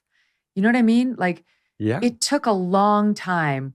Even to be honest with you, I was a knee-jerk defender of Fox News for a long time. Like, no, they didn't. No, that you're wrong. Well, don't criticize them like that. Well, that's not true. And to this day, I have some fear in criticizing them because I was there for some 14 years. Like, I have a bit of a emotional hangover from these problems. So this is a really important point that you make. And when I talk about the BITE model, and the E is emotional control includes feeling awe and reverence and feeling special and chosen, but mostly it's about fear and guilt. And the universal mind control technique is what I call phobia indoctrination, which is the inculcation of irrational fears that if you ever leave the group or criticize the leader, terrible things are going to happen to you. And the way to get out of phobia programming is to think back who you were before you got involved, and to use your critical frontal cortex to evaluate what's an actual danger where you should have fear and what's an irrational fear. And I deal with traffickers, sex traffickers, pimps, as well as labor traffickers. And unfortunately, with some of these criminal enterprises, people should be afraid of speaking out against them because they can be harassed or harmed physically. But most religious cults, most cults, I would say, in the United States, it's a psychological imprisonment. And why it took time for you is time brings perspective through experiences outside of the totalist environment. The more contact you have with normal people and other frames of reference. And also, I would suspect your interest in Scientology and NXIVM and other things, that gave you some tools to start thinking and getting perspective on Fox would be my guess. I remember I was at NBC. We were covering NXIVM. I was up neck deep on that story. And I was doing an interview on what a cult is and what are the defining characteristics. And I said on camera, oh my God, I was in a cult. It was the aha moment. I think I watched that interview, actually. Yeah. It was, and truly, I don't mean to be completely, this isn't my cult hangover, but I don't mean to be completely disparaging of this place that gave me all these opportunities and I made a lot of money there. But it's more than just a normal news organization. There's just no question about it. And it's not that, and the more is not healthy. So, all right, enough about me. How do we extract somebody who we know? I mean, like, this actually happened to my friend Catherine Oxenberg. She had to extract India. And India did not want to hear anything negative about NXIVM or Keith Raniere from Catherine. Catherine had been otherized. Catherine had been made the outsider and a threat. So it's a very ginger, delicate process for someone like Catherine or a loved one like your family trying to extract the loved one. Right. So I want to say that I was extracted after a near-fatal van crash in 1976, and I got involved for a year with extracting other people from the Moonies, called deprogramming. And I realized this is not healthy. This is traumatizing. And then it became illegal when judges stopped giving conservatorships to parents. So I just turned my back on that approach, but I still wanted to help people involved with cults. So I embarked, and now it's 47 years later, but I embarked on a process of wanting to understand the programming elements and what are the patterns that have helped people to get out and to reality test. And that's why I've written 4 books on the subject and have a course that I've just put up for mental health professionals, especially to help their clients.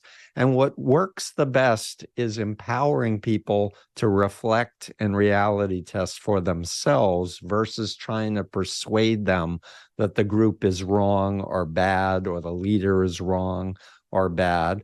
And it's about warmth, respect, asking questions, and understanding the methodology involved with creating this dual identity or dissociative disorder, to get the person back in time before they join, to start remembering what did they think their life was going to be when they went to that first session. And if you knew then what you know now, if you could go back in time and you were being arrested, as India was under threat of arrest, you can start to activate the person's core identity. And as you educate them about Chinese communist brainwashing or pimps or traffickers and explain the influence continuum and the bite model, you're asking them questions and pointing out these other areas or other cults that they would say are brainwashing people. And people exit themselves is what I'm trying to say, Megyn. But if you can create a team of family members, friends, former members, and that's why I loved Michelle is doing this book, Forager. There's so many other former members who were born in cults or recruited in cults writing books. What I love about this is it's people sharing their stories will help to destigmatize the idea that only weak, stupid people are in these groups, right? And that and that many people have life after cult or life after group, so they can have a future in their mind where that's happier. Yeah. So what percentage of attempted extractions work, would you say? Like, what's the success rate? So again, I don't think of extractions. I have what I call the strategic interactive approach. And unfortunately, it's labor intensive and time intensive. So families who want to just write me a check and tell me to go get their loved one, I don't take those clients. I work with people who love their son or daughter or their husband or wife or their mother or father, and I coach them on how to interact. So it happens over time. And I would say the earlier you can start in this project to the person's recruitment, the faster they're going to exit. If you start this process 10 years later or 20 years later, in a way, it's easier to get them to think critically because they've had a long body of negative experiences that have been suppressed, but it's harder to re-socialize. And again, you want a face-saving exit for people to say, we love you, we want you in our life.